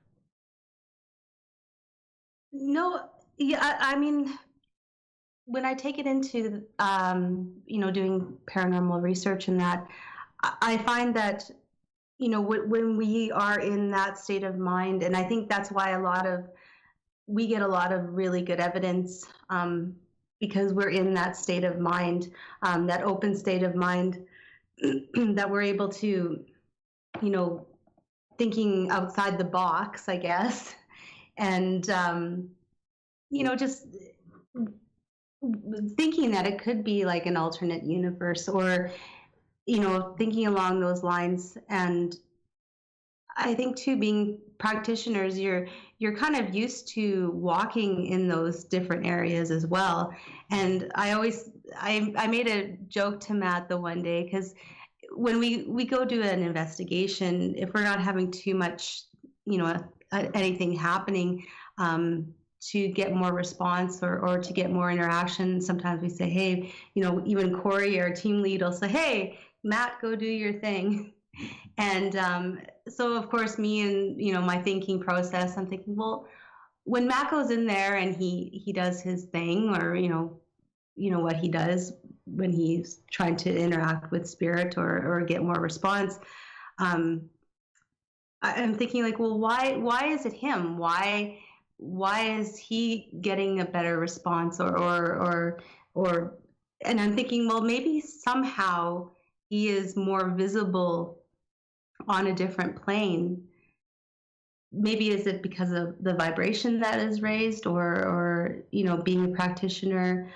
I'm not sure. I'm still trying to, I'm like, is he like a beacon, or it's not just him, but other people who are practitioners, are they a beacon to that other dimension, or that other side, that other veil? And so of course, I guess if you are, this other spirit or other entities on the other side of the veil, and they see a beacon of light, I mean, they're going to probably, gravitate towards that. But yeah, no kidding. No kidding. We've only got about 90. Yes, it's always the beard. It is always the beard. We've only got about 90 seconds left with you guys tonight, and I want to say thank you so much for making this a very, very special and warm Halloween Paranormal Roundtable. And Karen, for you, I know this year, we talked about it last year, the last 5 years now, 5 years we've had you on every Halloween show. Right. It's tradition. Yep. We used to do our Ouija board session, didn't we? We will get back to this. We will get back to the live Ouija board sessions, hopefully next Halloween. But I guess next Halloween will be on a Sunday or something along those lines. If it's a Monday, we're good. If it's a Sunday, we're screwed. Well, listen, it was great doing it this way this time, and so I really appreciate you having me and joining the rest of the guests here and everybody here in the chat room as well. So thank you for having me. Well, we try our best around here. We try our best, and we had a good group of people here tonight. And I want to say thank you for continuing the tradition on Spaced Out Radio with you being here for the Halloween show. I love you, and I think you're one of the best. Woo, woo, woo. Yay. And to Matt and Alyson, thank you so much for helping entertain our audience tonight. It was always a pleasure, and I truly believe it when I say, there aren't a lot of high-quality paranormal investigators in Canada, but I think you two are two of the best, and continue your fantastic work. Thank you, Dave. We do appreciate it. It's always an honor to be on the show. We love it. Oh, we love you guys, too, around here. And, of course, Nicole Sakach, you weirdo, thank you for coming on once again. You guys, I always learn so much from paranormal investigators, and somehow I am able to apply it into ufology more and more these days. So thank you for sharing your stories and knowledge and insight. It's been fun tonight. And thank you, Dave, Not a the problem. host with them. Not a problem. We got Mr. Ron Bumblefoot Thal rocking in the background with Little Brother is Watching. Bumblefoot is the official music of Spaced Out Radio, rocking us in and out of every single show. Get your horns up for the guitar god himself. Special thanks to everybody listening in at home, at work, in your cars, wherever you may be. Thank you to everybody in our chat rooms tonight on YouTube, LGAB, Revolution Radio. We have Facebook, Space Travelers Club, and on Twitter at hashtag Spaced Out Radio. Remember, this show is copyright by Spaced Out Radio and SOR Media Ventures Limited. Thank you so much for choosing to share your evening with us, because together, my friends, we own the night. Mr. Bumblefoot, we need a favor. We need you to take us home.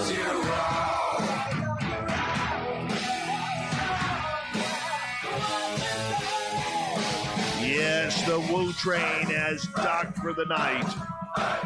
But soon, my friends, we shall ride again. Your seats are always available. Your tickets never expire. And if you want to bring a friend, we got room for them too. Good night.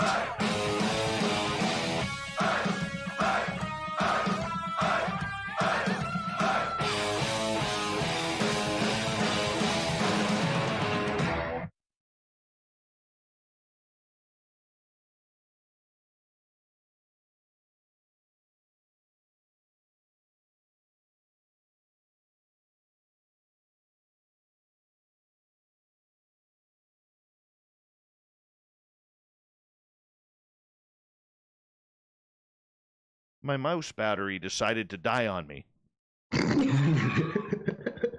So I'm trying to shut the show down, and I can't shut the show down because the damn mouse is dead. Like, what the Sam hell What's is the going delay here? Why are you delaying? What's going on here? Yeah, that's exactly it. I'm like, what the Sam hell is going on? What's it doing? Yeah. I think it's fine. It's fine. Yeah. The problems with live radio, you know, and you know the stupid part about it is I never have a AA backup battery. You know, now I got to go through the house and, and do the remote steal. You know, find any remote in the house, steal its battery.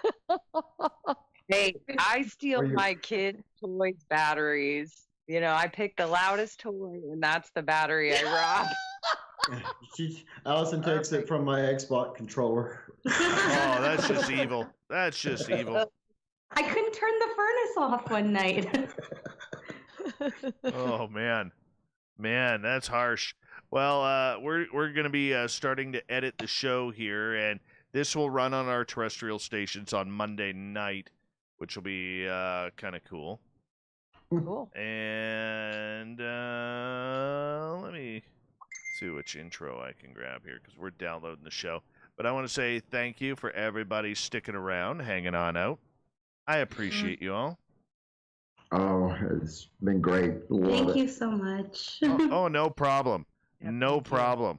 And Question. Yeah. What does it mean? What does it mean that it's a blue moon for Halloween? Does anybody really know? Does anybody really know? I do. It means it's the second full moon in a month is always a blue moon. Mm-hmm. So we have 2 full moons this month. Is it something like is we all talk about the veil? Like, would it be a good time? Is it truly that, you know, let's follow this lunar cycle of contact? Yes. Yeah, it does influence some people because some people are more susceptible. But by tradition, if we go by tradition, yes. Yes. But if you also look at it from the other aspect of the other end of the spectrum, the argument is a full moon somewhere always on around the Earth, and so it depends on what your perspective is of it. Me personally, having the full moon during it, it means a lot to me. Me too. Well, it has me thinking. Dave mentioned earlier that he felt like he needed to reconnect with the phenomenon, bring the woo on, and I've been speaking with experiencers a lot over the last few months about this ebb and tide of experiencer symptoms, Mm-hmm. and mine have kind of laid low for a while, and today it was like a usual compulsion that I get a lot. It's to go to my sighting spot, and I had that compulsion today, and it's been the first time in a while, and I'm starting to wonder if it's this lunar cycle has something more to play than I give it credit for. So I'm going to go back to what you said. I think all of this is extremely connected, between ufology, cryptids, paranormal, supernatural, however you want to define it, because unfortunately it's human nature to try to label it and so we can understand it better. But it is all of it's intertwined and all of it's interconnected. It is all connected. I love it. I'm going to leave everybody on that note. It's all connected. Thank you so much and happy Halloween. Good night, Yeah. Nicole You too. Sakach. Hey, Good night, Karen. everybody. Karen, where was Happy- Rodney? He's in Phoenix right now, playing baseball, a big baseball tournament. Oh. That- Yeah. Oh. Mm. He was like, oh, but yeah, he's busy. Yeah, I He's like, get oh, you. I go, come on, every year. He's like, I know, but I'm doing my. I go, I know. Yeah. So he says hello anyway. Well, say hello to Rodney and I sure will. please give him a fist shaking for skipping out on this one. I will absolutely. He Oh, yeah. missed out. Oh, yeah. Dang it. Oh, absolutely. Well-deserved fist shaking, but we love you anyways, Rodney. Love you so much, and thank you again for having me, Dave. And I really Oh, enjoyed all anytime. your panel. It was a blast tonight. Anytime. We love you around here, and we love it when you come on. So thank you again, Thank Karen you. Dahlman. All right. Good night, you guys. Bye Good bye. night. Good night. Good night. Doesn't she have Good just night. like one of the best spirits ever? Oh, yeah. absolutely. She totally Absolutely. does. And then there were three. Yeah. Then there were three. And the chat room still has 106 people in it. Oh, nice. Wow. Yeah. Yeah. That's really cool. And you guys are at like 2 o'clock in the morning and you're like, shut up, Dave. Let me go home. Well, it's only 1 o'clock here. 1 o'clock. Oh, yeah. Well, it's soon to be 2. Yeah, because you guys don't change time. I cannot No. wait for us to get off of that. I know. I always thought that was the most ridiculous thing in the world, but yeah. Yes. Kind of like, well, living in the States, it's just like the electoral votes. Oh, my cousin's still up listening to it. Oh, hello, cousin. Hello. Hello, cousin. How are we? Too funny. I think we're going to wrap it up here. All We right, got through- guys. Good night. Thanks again. No Thank you so problem. much. I'll call you soon, okay? Oh, Okay, yes, please yeah. do. All right, guys. Take care. You too. Bye. Bye. Good night. Bye. And then there was me. And then there was me. Thanks, Stetson John. Hi, John Forbes. How you doing, man? Thanks for coming on in. Who else came in here late? Minister Elaine. Burrito. Good to have you here. Let me. Honestly, I'm gonna pop some drugs when I get in or upstairs.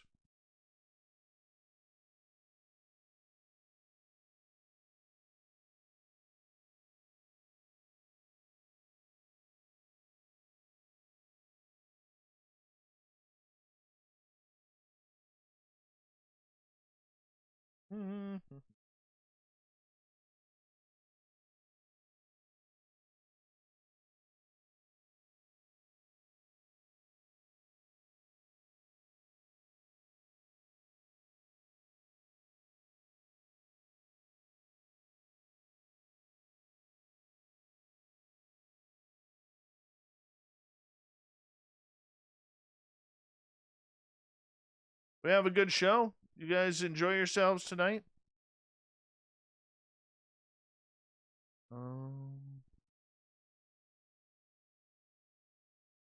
Hold on, I gotta play this so I can hear it. I think I Special Ouija board story that you can tell in a minute or that we can carry over. and they mentioned Hold that thought right there because we're going to get. That's definitely missing the cue there. Copy. Paste.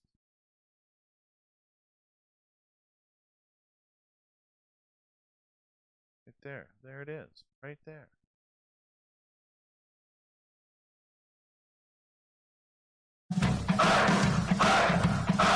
Oh, the intro came in a little loud. Oops.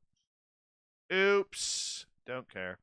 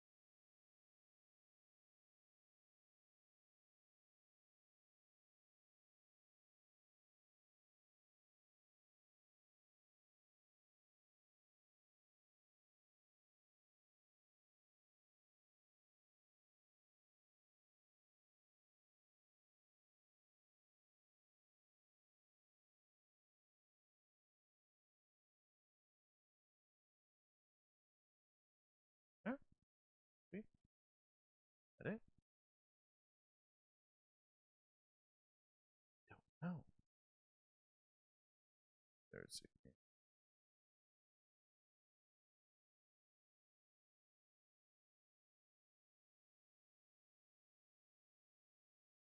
A real scary story. Well, I'm going to tell my freaky Ouija board story.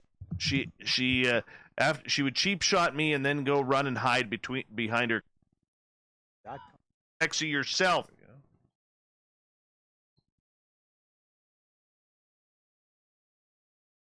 There you go.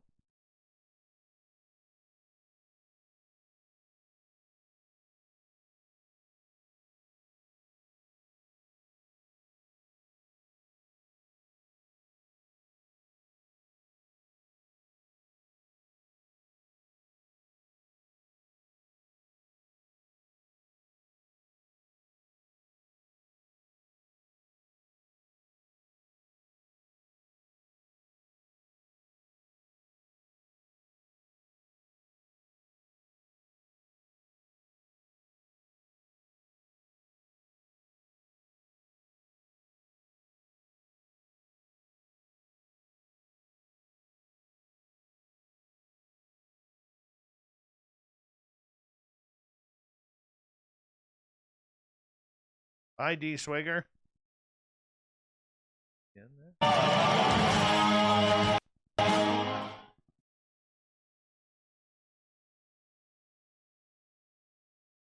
Nick Madrid, as in Spain.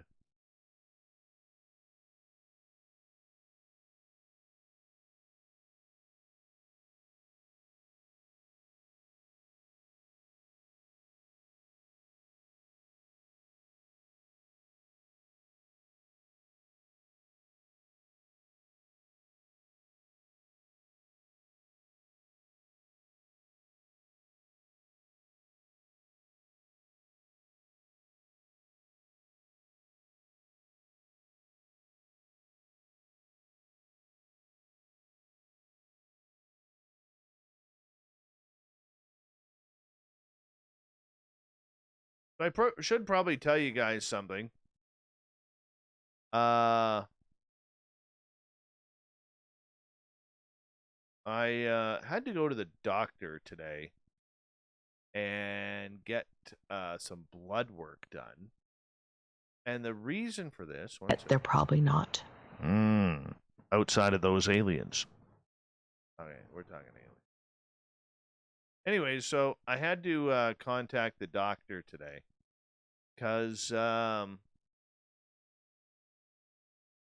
yeah, I don't have Bigfoot in my area. He's like 10 kilometers away. But anyways, I had to go to the to get some blood work done today. No, I don't have the vid or anything like that. But I don't know whether I'm exhausted or it could be something a little bit more concerning, but I'm forgetting a lot. Not a lot, okay, but just enough to notice. And well, hit refresh, PBR, because it's fine on my end.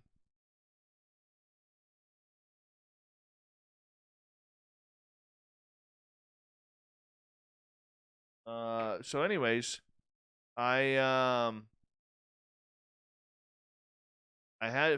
went and got some blood work done to get some tests because I'll be honest with you, I'm a little nervous, you know, because old Davey doesn't lead a very clean lifestyle. I eat like shit, and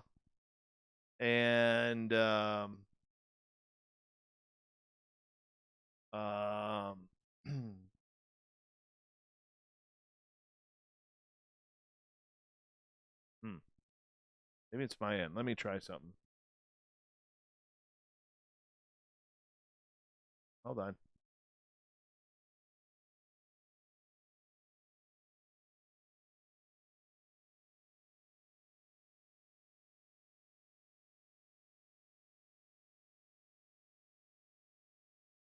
Okay, is that better? Nope. Better?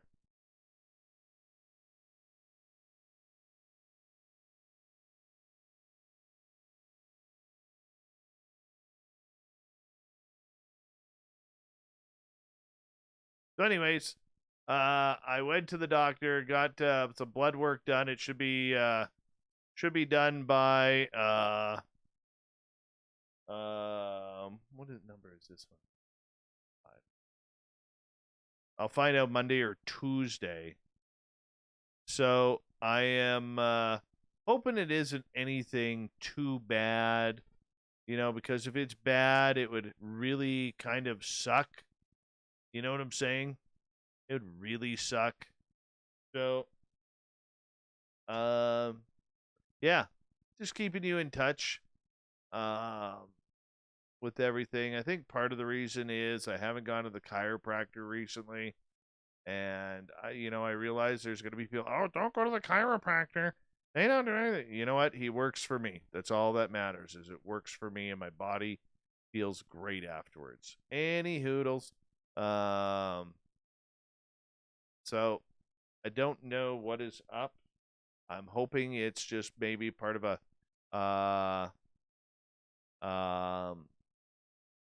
maybe a vitamin deficiency or just exhaustion where, I need to actually sleep for a couple of days rather than get up in the morning and do a long day as I normally do.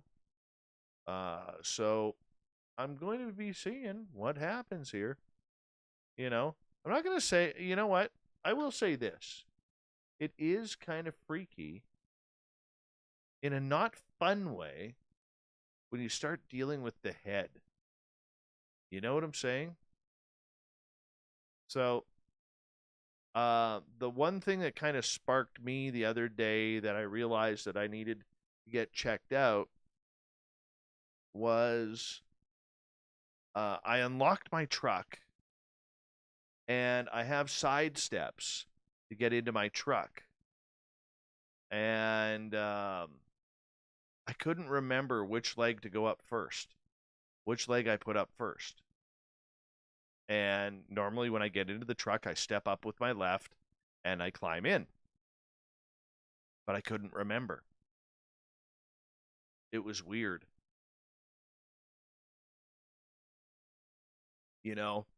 And over the last number of months, I've tried a lot to try and get a little bit healthier. I quit drinking Pepsi back on June 1st. I haven't, I've tried Pepsi twice since then. I could not stand the taste. I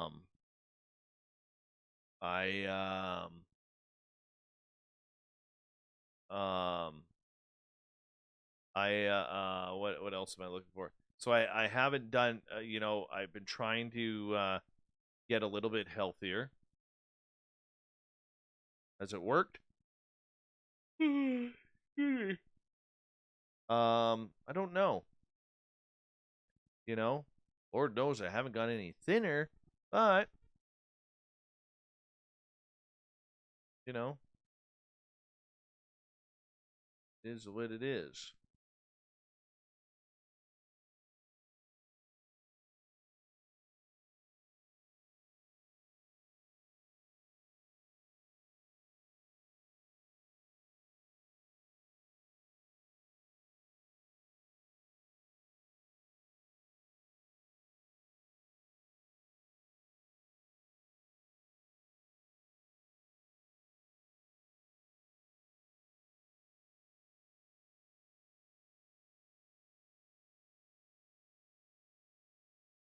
So, anyways, no, I don't drink Diet Coke. I'm allergic to aspartame.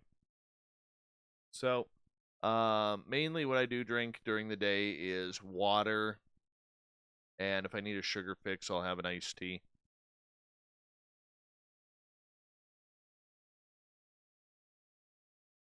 So, yeah, it's kind of weird when shit like that happens, but what do you do? What do you do?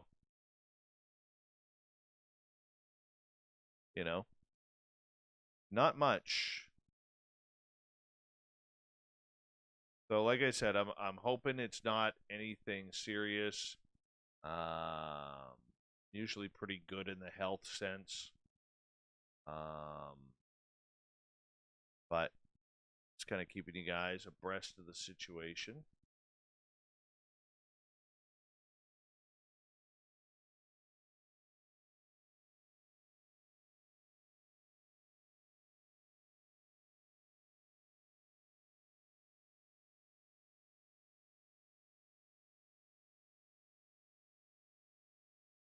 I hide it well, PBR. I hide it well.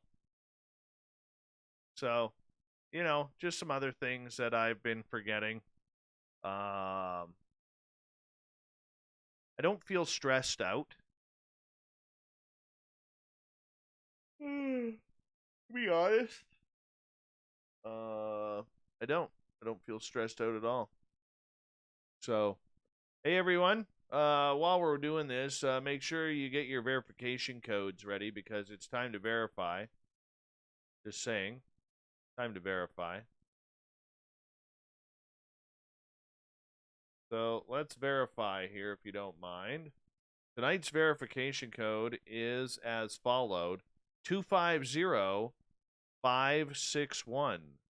250561. Verify wisely, space travelers. I'll be right back. I got to hit the bathroom.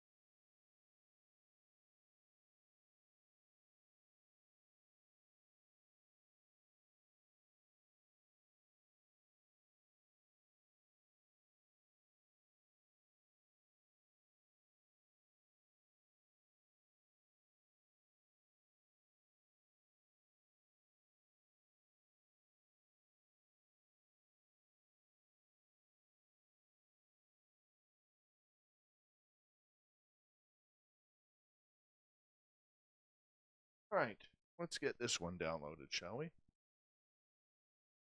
Well, we're already downloaded, but gotta get this one sent off.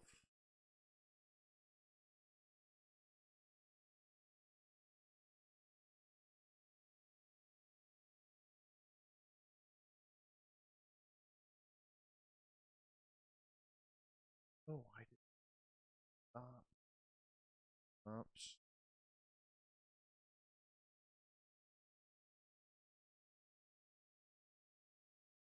Load full.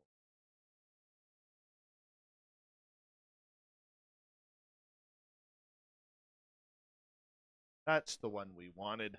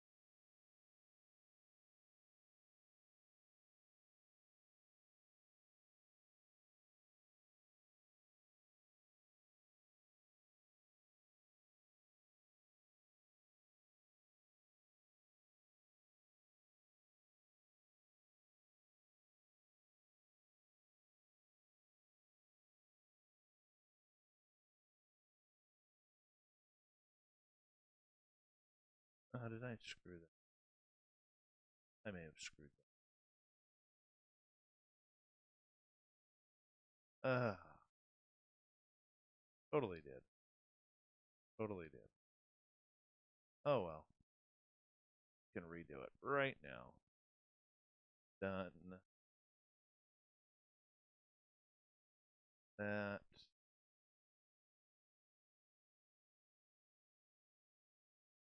Folder. Get the same.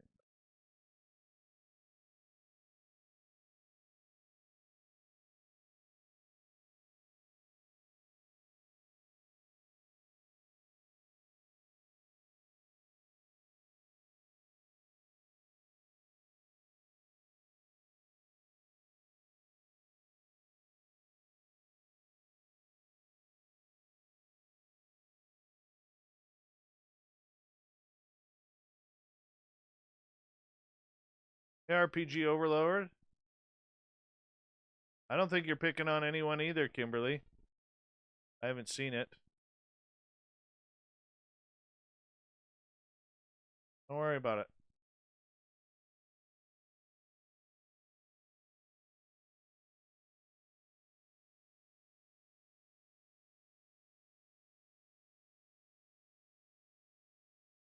Hey, Flesh Wound. Good to have you here.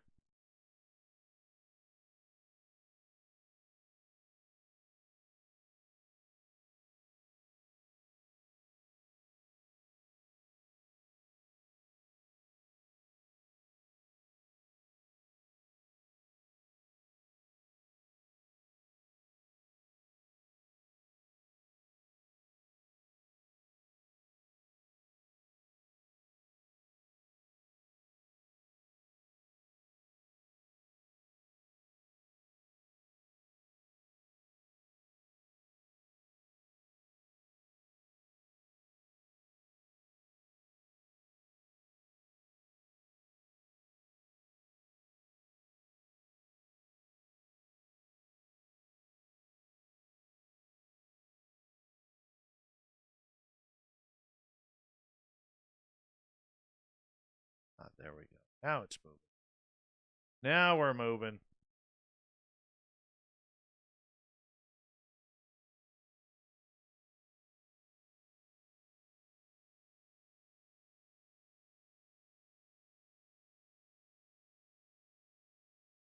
Good night, Susan B.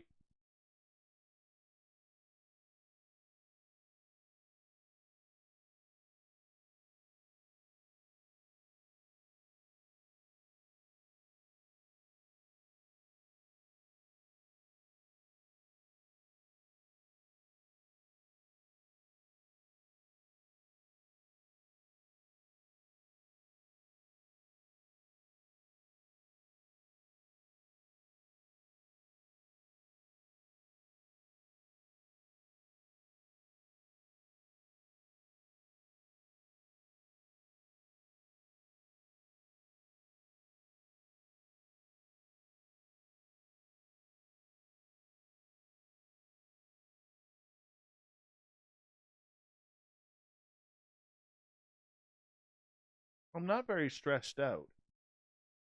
Not stressed out at all.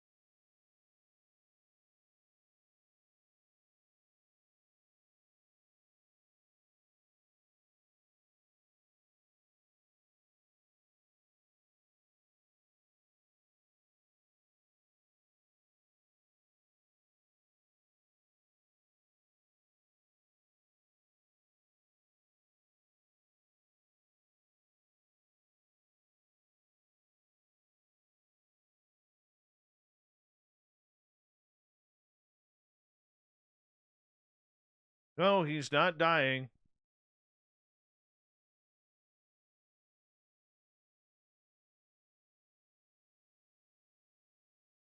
Here.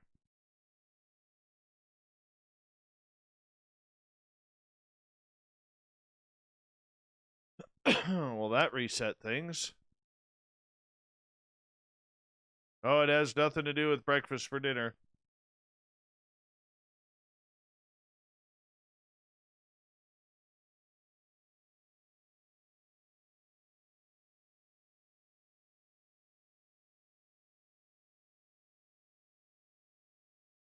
All right, guys, I am going to call it the night here because I need to head off to bed. I got to work in the morning. And so I will talk with you guys on Monday night. No idea who my guest is yet because I haven't put him up, and Corey sent it to me, but I haven't put it on my board yet. But I'll get everything set up for the weekend, and we'll have a good time. I want to say thank you to everybody who joined our room this week, subscribing. I want to say thank you to our latest 46 and 2. So I appreciate that. You guys have a great weekend. Have a safe Halloween. Much love to each and every one of you. And we'll talk to you all very, very soon. Have a great night, everyone. And be blessed, because we all are, for being able to take the time to hang on out. Take care.